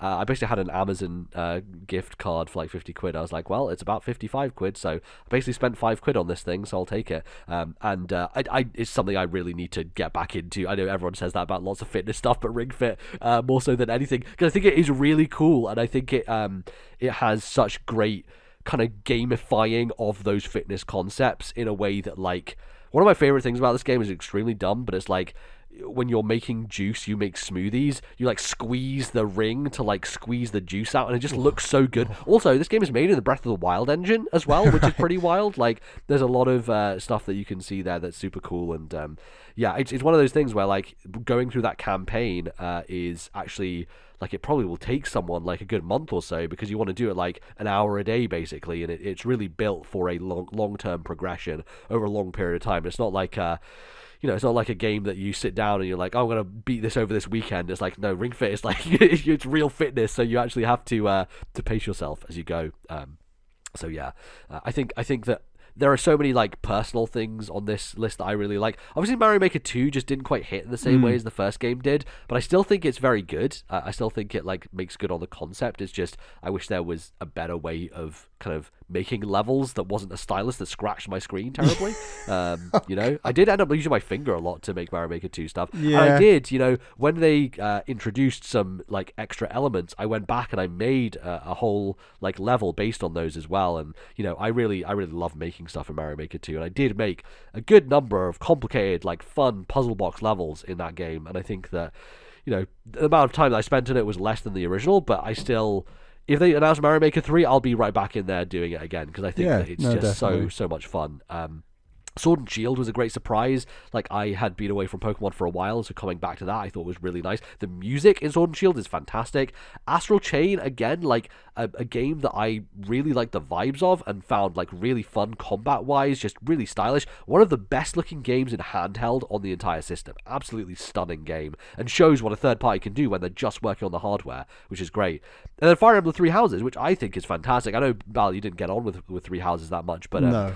I really liked the kind of Persona blend of doing the calendar stuff. I think it gets worse on a second and third playthrough, which is one of the weaknesses of Three Houses, is like you kind of have to do all that stuff again, and it made me not want to do it all over again. But doing it the first time, I was like, I'm really building out my crew and my students, and like it's unique in the sense that you kind of have your entire party from the beginning, as opposed to other Fire Emblem games where you build people up throughout the game, and you kind of like mold them how you want them to be. So I think it's excellent from a narrative level. Like, it is probably on a narrative level the best Fire Emblem, and the best support conversations in the entire series. And then you have Link's Awakening Remake, which was also brilliant. It was great. It's a really pleasant surprise, just like announced in a smaller direct at the start of the year, I want to say, and then just actually came out, and it was really great. I mean, I think your criticism was like, it's literally a 1-to-1 remaster, essentially, just with this incredible art style, where a lot of the clunkiness of some of the dungeons was identical to the first game, which I didn't personally mind as much, but I think I still think it's an incredibly strong game. Yeah, it had some weird, remember that weird frame rate thing where you'd walk out a door and it would do that weird... bizarre. That was really shocking for Nintendo. Really, really, really shocking for a 2D game to have those issues. Very surprising. But it's still great, and it's probably the best way to play Link's Awakening, so I would still recommend people check that thing out. The more I look at this list, like, I don't think there's I think this is better than 2017, personally. How are you feeling, Bally? Yeah, I mean, you can go both ways. It can be like, if you think about like amount of like good, great, in terms of quantity of great stuff, obviously, I think it's better. Yes. But then you have to weigh up like, but how good is Breath of the Wild and Mario Odyssey in comparison to like many of these games, and like how much weight does that count for? Because I think the amount of weight that counts for is very debatable. I'm not sure. Yeah, totally. I think honestly, because it's just like, the thing is with 2017, right, is Xenoblade 2 I like a lot, but it's not up there for me. Splatoon 2 is like, we love the first game, and it's a lot of the same. And I think the standouts like Mario plus Rabbids, which is a unique, brand new, different idea. And, you know, some of those smaller games like Golf Story, which really hit you very hard. And Mario Kart 8, I don't really count at that point because we had you know, played a lot of it on Wii U. So yeah, we were checked out in that year. My proposal is to put 2019 at number 1. I think Luigi's Mansion 3 is such a fantastic game, and there's so many supporting like little things around it that I think it, for me, like Katana Zero is a top tier indie. I think you know, Luigi's Mansion 3 is up there with Mario Odyssey and Breath of the Wild, and as you say, I think there's a lot more smaller stuff supporting that game. I also want to say Wargroove like gave you an Advance Wars game in an era where you didn't have anything, you know? I agree. Let's go 2019 number 1. All right, let's do it. Let's do it. Let's anger the entire internet and not have 2017 as our number 1. We're not angry the entire internet. It's just Tim Getty, so it's fine. Yeah, that's true. It's true. Yeah, absolutely. All right. 2020, Bally, an interesting year for many reasons. What happened this year? I don't know. Just a few games. You know, yeah. Bally, to read out our meager list of 2020. Animal Crossing New Horizons, Streets of Rage 4, Spiritfarer, Paper Mario Origami King, Ori and the Will of the Wisps, Hades, Carrion, Clubhouse Games, Super Mario 3D All-Stars, and Ninjala. Now, I think a lot of people would instantly be like, well, just put this at the bottom, right? But here's the thing, Bally. Here's the thing. This year has 2 of my favorite games ever made, right? Like, they are both probably in my top 5 games of all time. So despite 2020 having like a much smaller pool of games to choose from, and obviously, you know, pandemic happens, Nintendo do weird stuff, they get Animal Crossing out right before it, and obviously Animal Crossing takes over the entire world, like, becomes a phenomenon, and then like some random Tuesday they're like, oh, here's a Paper Mario game that's coming out, bye, and everyone's like, what the fuck are you doing, Nintendo? Yeah. So it was very weird, but between Ori and the Will of the Wisps and Hades, like, this has to have some recognition on it just for those 2 games. I mean, those 2 games are top tier. It doesn't get much better than that. And as few as there are other smaller games, stuff like Spiritfarer was incredible. I know we had maybe slightly differing views on Animal Crossing. I don't know though, because Animal Crossing, like, you say that, but like, you did play that for like 2.5 months, right? Non-stop, right? Yeah. I played every single day that game from the day it came out until Last of Us Part 2 came out. I played every single day. Which I think is like way more than any other game out there, right? And I think you know, I had a brilliant time with New Horizons. I had a great time. You had a better time. But yeah, we both had a great time.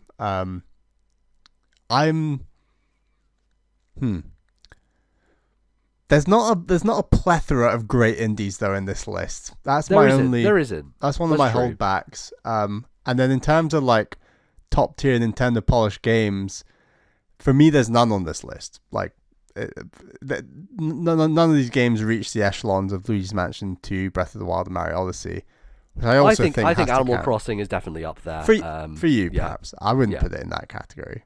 You know, there's something about like, and it's maybe less about the game itself. It's more about like everything surrounding it. And I think this is part of the effect of Mario Maker as well, where like Mario Maker, I think, for me, was so much bigger because of everything surrounding it outside of the game. Animal Crossing was like, you had a Gary Wiz talk show, you had like all these like people, Elijah Wood on Twitter, you know, trading with people in his town and stuff like that, people getting married, and like so much kind of stuff happening culturally around Animal Crossing, as well as like that whole ability to craft your own town the way you wanted it. Like every single aspect to build out was just like, it really spread its wings in terms of everything surrounding it. And I think there's some drawbacks, right? The online was still really terrible and really annoying. And, you know, also, I had 2 weird viral moments around Animal Crossing where one of my YouTube videos got like hundreds of thousands of views, and then I also had a viral tweet that is my most popular tweet of all time with like, I think 60 or 70,000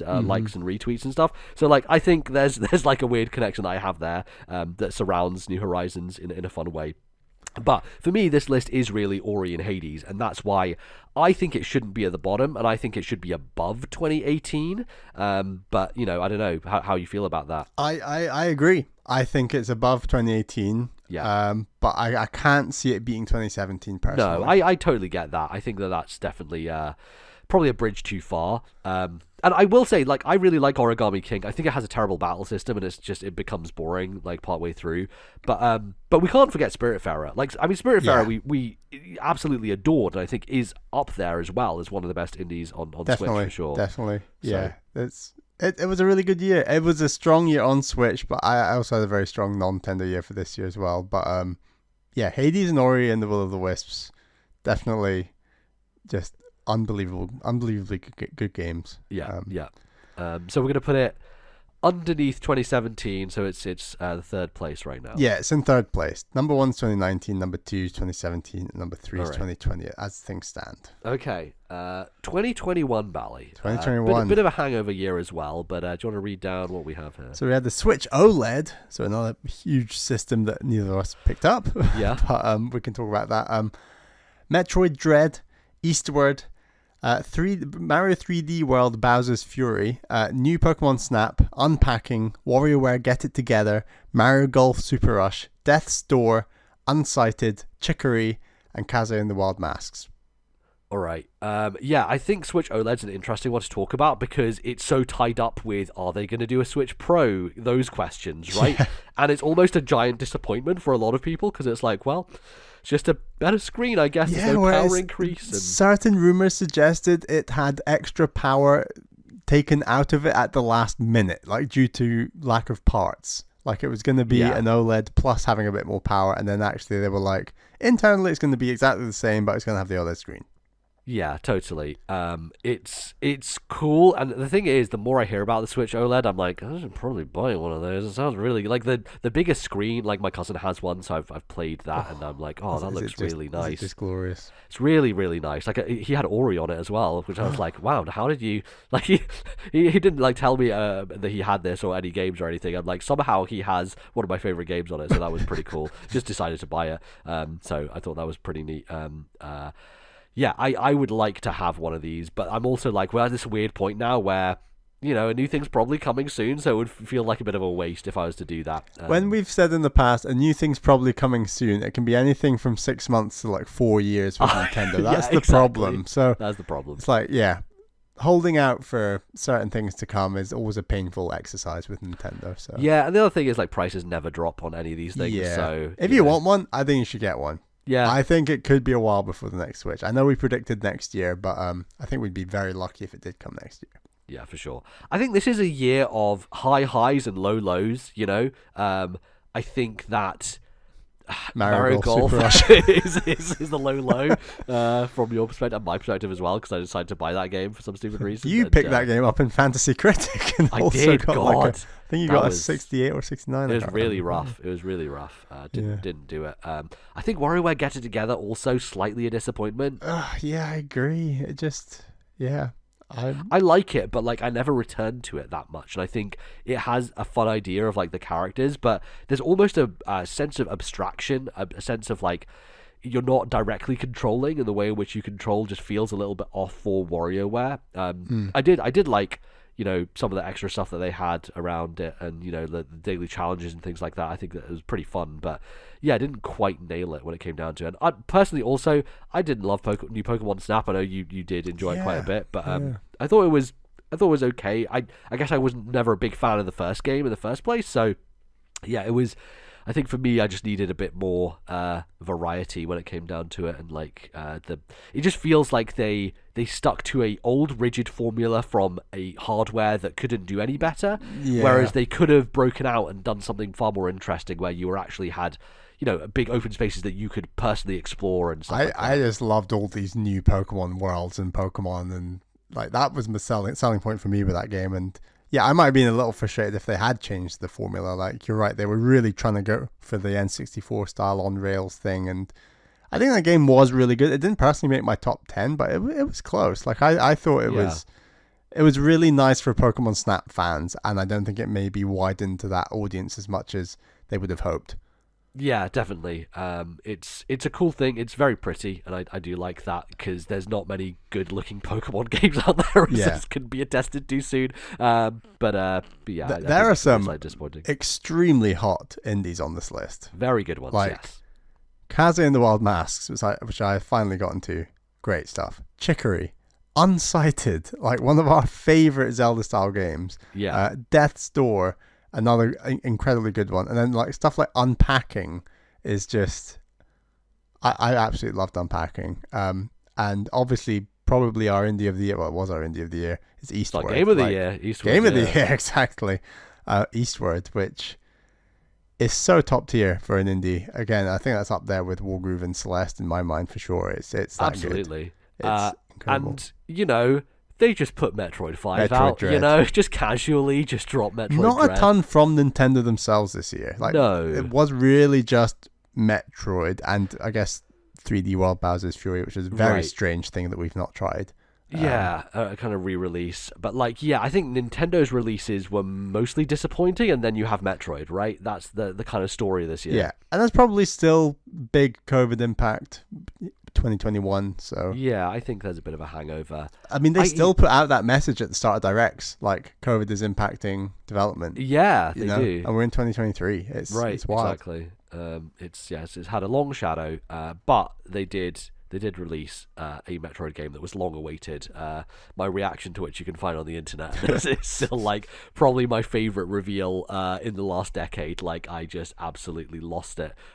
So yeah, I mean, we have here, I think, some very strong games alongside some very weak games, but I think it probably overall pips 2020 just because there's a bit more breadth there.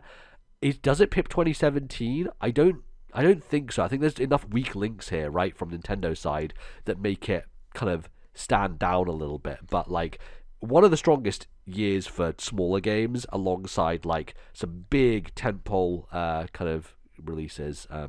Yeah, what do you think, Bally? Yeah, I'm thinking probably that third slot. Yeah. So under 2017 but above 2020. Right, yeah. Yeah, I think that makes sense. I think that's probably where we can put it. I would maybe argue for slightly above 2017, but then I'm like, well, you know, Eastward and Metroid Dread are incredible, and those are the ones I'd be backing, but it's hard to topple 2017 when it comes to all the big games that they put out, and just the consistency of it, I think, was a real big deal. So, yeah, I think it's still pretty unassailable. All right, 2022, Bally. The year there's been.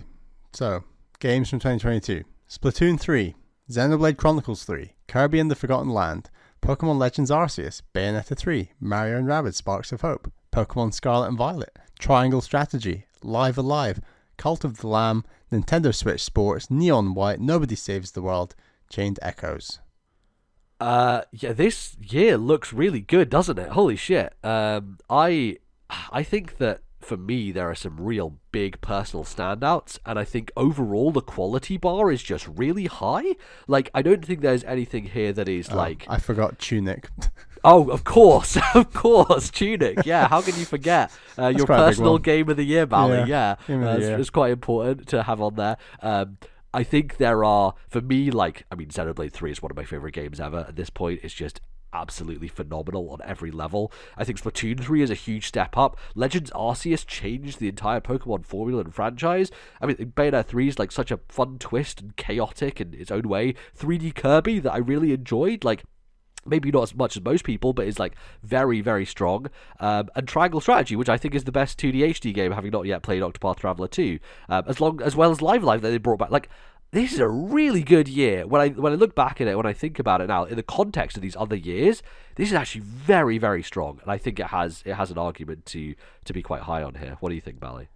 I think this year speaks to you more than me. That's true. Yes. I think that for me, my highlights are obviously stuff like Tunic, Live Alive. I really enjoyed Live Alive. I really enjoyed Rabbids, but didn't make my top 10. Yeah, Rabbids was kind of like a kind of lower point, I think. Yeah, for both of us, because I still haven't gone back to it. Yeah, right, exactly. Kirby Forgotten Land was a very pleasant, enjoyable experience. Again, it didn't make my top 10. Splatoon 3's single player needs a shout out. I think that was a real highlight of the year, honestly. Yeah, it's massive. But all these things I'm putting together don't add up to being high up compared to the other years for me personally. Yeah, I mean, Switch Sports was a bit of a kind of like it was fun. It was fun. I think we did play it for like a brief period of time, and we really enjoyed it. So I don't think it's like terrible. I want to get to Cult of the Lamb, one that I think a lot of people did, as well as Neon White. I think are big standouts. Putting together systems that we like in other games. Like, it sounds like it's merging stuff that we like a lot, which could be cool. Totally. And obviously, I just talked about Chained Echoes this episode. It's a brilliant game. Absolutely fantastic game. So, like, I think this is really strong. I personally would actually put it above 2017, but I think that's a harder argument to make. I honestly would. Yeah, I think there's just a breadth here and a depth here that 2017 doesn't have. I think part of that is, as we talked about, 2017 for me was like Wii U Redux in a lot of ways. Like, I didn't care about Mario Kart 8. ARMS was kind of disappointing. I didn't pick it up. Like, there's lots of things about 2017. Lack of indie games on there. There are two big tentpoles, and I don't want them to, like, get in the way of, like, being, just because these are the two biggest ones means it has to be the best year. Because I don't think that's necessarily true. But on balance, it's, both of us kind of deciding here. So it's a question of whether you will let that stand or not, which I don't think is the case. I mean, I think 2021 is stronger than 2022. Interesting.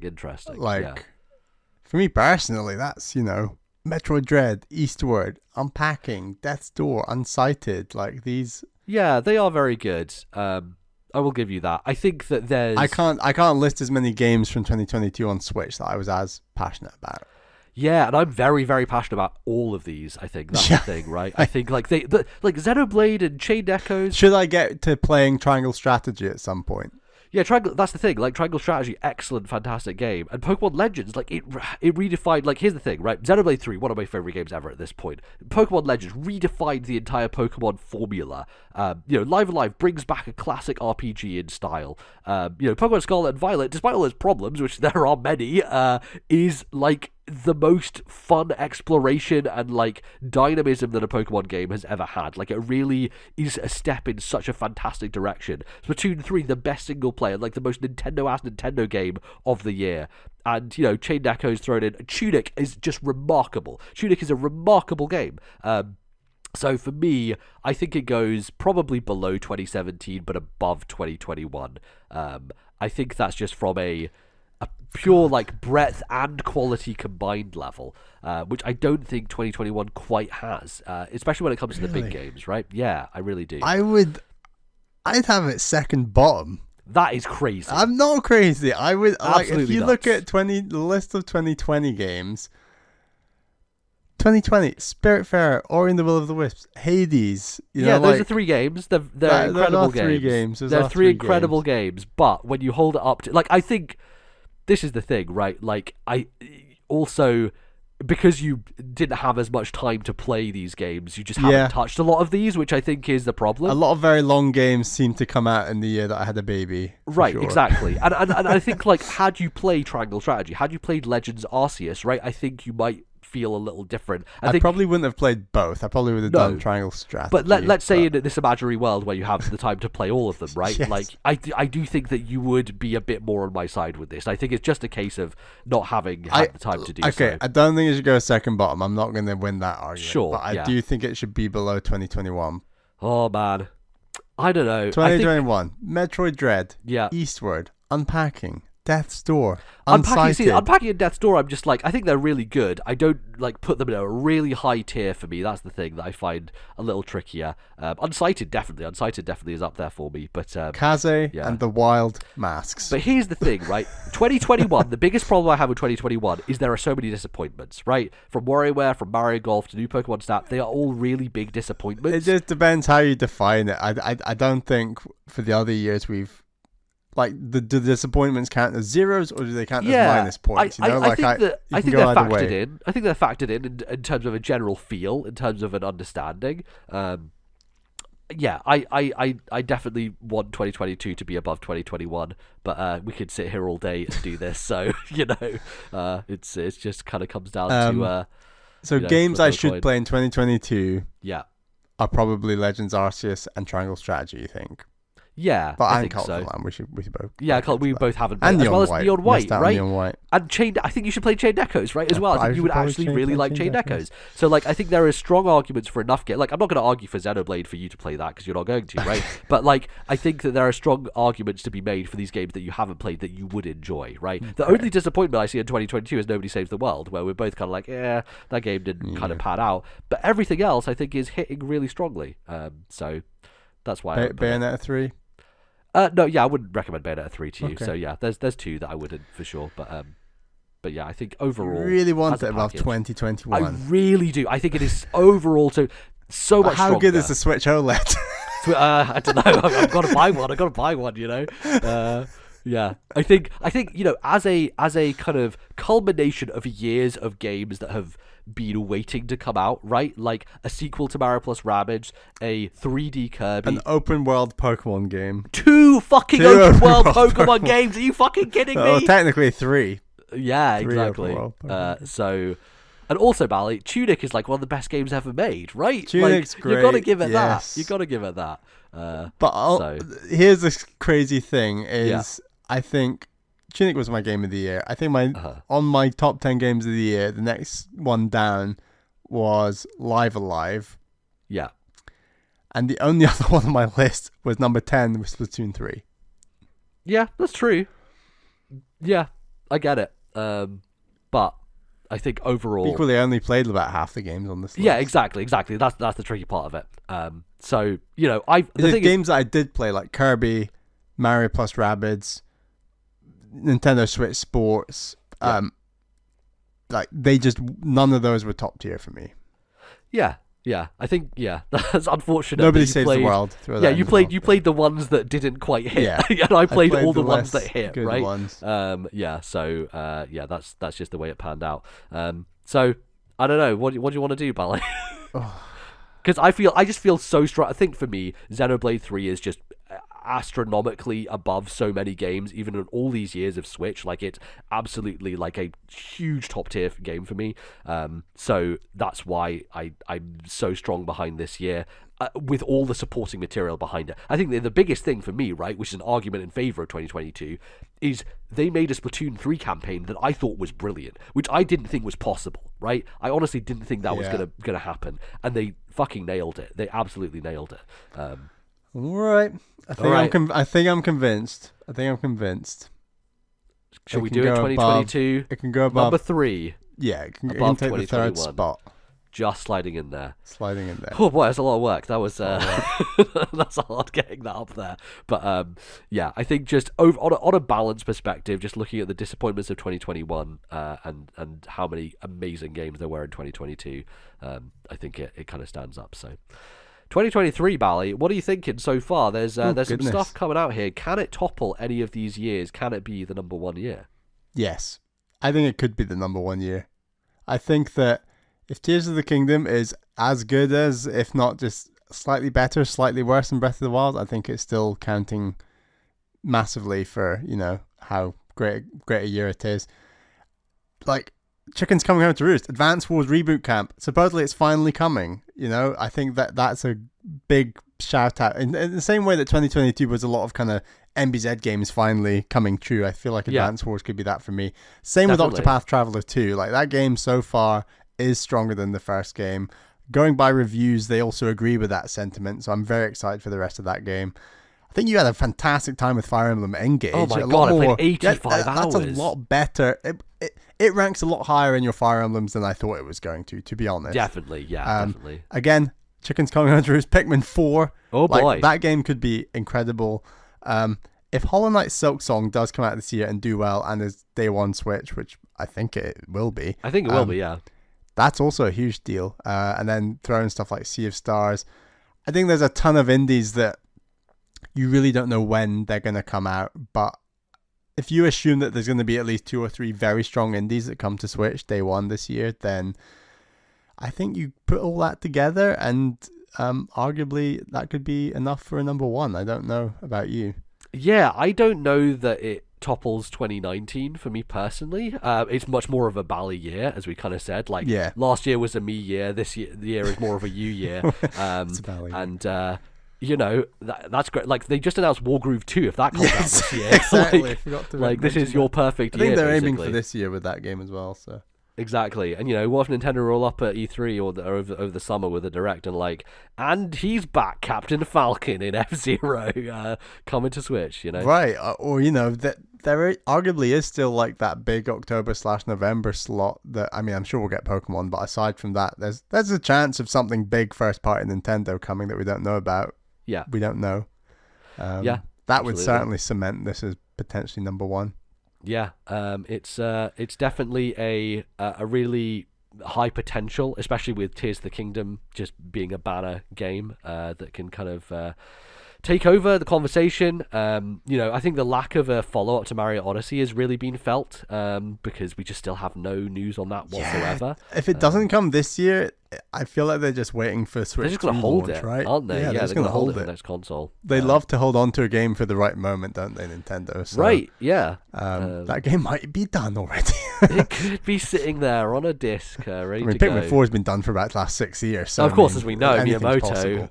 On his own in a basement making Pikmin 4 finally coming Maybe out. they announce the next Mario game at the end of the Mario film or something, that's what they're waiting on. Oh goodness, it's like the what's that movie, The Wizard, where they showed Mario 3 for the first time, right? That all kids were crazy about. That's a deep cut. Yeah, good absolutely. So yeah, I think it could be quite strong. Is it going to topple the best years here? It has a chance for sure. For you, definitely, it has a chance. Yeah. So yeah, we'll see how that goes. But Val, you want to read out our ranking of the Switch years ranked? So our number one? Yeah, our number one year of Switch years is 2019. Number 2 is 2017. Number 3 is 2022. Number 4 is 2021. Number 5 is 2020. And number 6 is 2018. Yeah, I think that generally speaks to it, right? Like 2017 is still a juggernaut of a year, and I still think that it has like amazing stuff in it. And it's one of the best first years a console's ever had, which I think speaks a lot. And I think it speaks to a wide audience and does really well. But for me, it was the breadth and depth of 2019 that kind of makes it stand above in a lot of ways. So yeah, it's I think. Every year has good stuff, though. That's the fundamental takeaway at the end of the day, is every year has, like, at least one game where we feel passionate enough to probably put it in our top 50 of all time, right? Definitely. And sometimes that's Nintendo games, sometimes that's indies, or sometimes it's both. And I think we've had that more or less every single year, and that's really great to see. Like, the way that Nintendo is like this hybrid of, the Switch, I should say, is this hybrid of big Nintendo games and a plethora of quality indies. Like, there is always stuff to play. Nintendo Switch is still the only system I played up until 2018. That's when I bought other consoles. But even when I was in the days of only playing games on Nintendo systems, there was always something to play in that first year and a half before I bought my PS4, I guess. There's always a lot to play, and they've maintained that even throughout a global pandemic. There was still stuff to play in 2020 on your Nintendo Switch. Yeah, totally. So shout out to them for making it work and making it happen even through the weird times, and look forward to how many more years we have. Maybe we can revisit this once we have the final years of Switch and slot them in and see where they go, and maybe if our minds have changed, maybe by that point, Bally, you might have touched Pokemon Legends Arceus, the Triangle Strategy, there we go, and can have a fresh take on it and see how it pans out. So yeah, fantastic. Well, that is going to close us out for the show. Thank you everybody for listening. We of course are here on a 2-weekly basis where we put out episodes of this podcast. If you didn't know, if this is your first episode, we come out every 2 weeks, and if you want to support us on other platforms such as Patreon, you can do so, and you can get bonus episodes that come out once a month as well. Bally, we have some patrons we'd like to thank. Yes, thank you to our 2 new patrons. They are Rondell D and Andrew L. Thank you for your support. But thank you also to our $10 tier patrons. They are Zach S, Thomas, Matthew, Albert, and Wicked Gamer UK Allen. Thank you all for your $10 tier support. Yeah, we put out our show, ThisNintendoLife. That comes out every month. So if you want to hear all our thoughts on everything away from Nintendo in the world of video games, that's where we're going to talk about it. Absolutely. I also want to shout out that we have an email address that you can send emails to, which we didn't do this week, and probably will be doing in a little bit in the future because we've got some stuff coming up. But if people want to send their emails in, Bally, which we do need more, we're still low, the tank is low, so where can they send those emails to? Please email thisnintendolife@gmail.com. That's thisnintendolife@gmail.com. Fantastic. If you've never written in before, it'd be great to hear from new people. And if it's been a while, maybe write in and, with a fun little question, and we can answer it on the show and give our hot takes, which is always a good time. Also, just wanted to say that we're going to be both traveling in various ways in the next couple of weeks or so. So next week, obviously, we'll have a Patreon episode, but then the week after that will be probably a bit of a truncated episode, a little bit shorter, just because we are trying to get stuff recorded ahead of time. So I just wanted to call that out in case you're like, oh, why is this a bit of a shorter episode? That is the reason why. So that is going to be happening, but hopefully we'll still keep our cadence without missing a Monday. Yes. So look out for those coming out.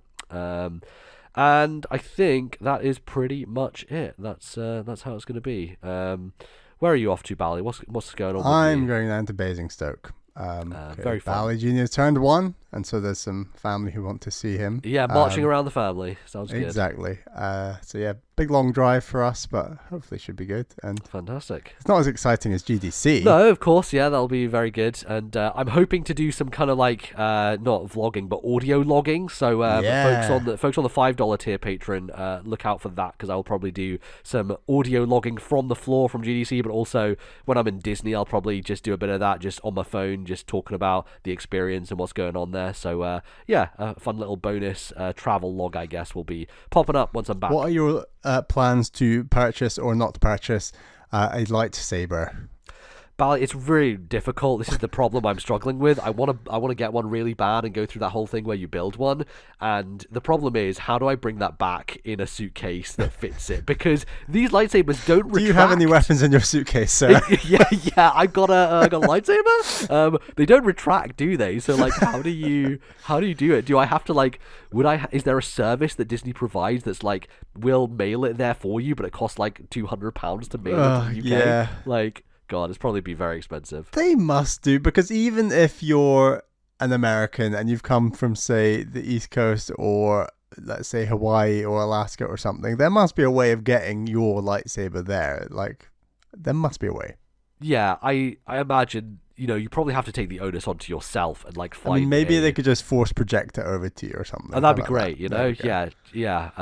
There's not a force power that could like teleport you places, is there? Like, that would be helpful. Anything is possible since Disney have taken over the Star Wars. True. Yeah, all the powers. Force has acted in more and more mysterious ways. But teleportation, I don't think has been done yet. No, I mean, if we had a hyperdrive, that would be helpful. That probably does the same job effectively, but not the case, unfortunately. So yeah, I'll probably have to not get a lightsaber, but I'll see. I'll chat about it, I'm sure, when I come back. Yeah. That's going to do us. So thank you everybody for listening. We'll be back in a couple of weeks' time, as we mentioned, with another show. But until then, thank you and goodbye.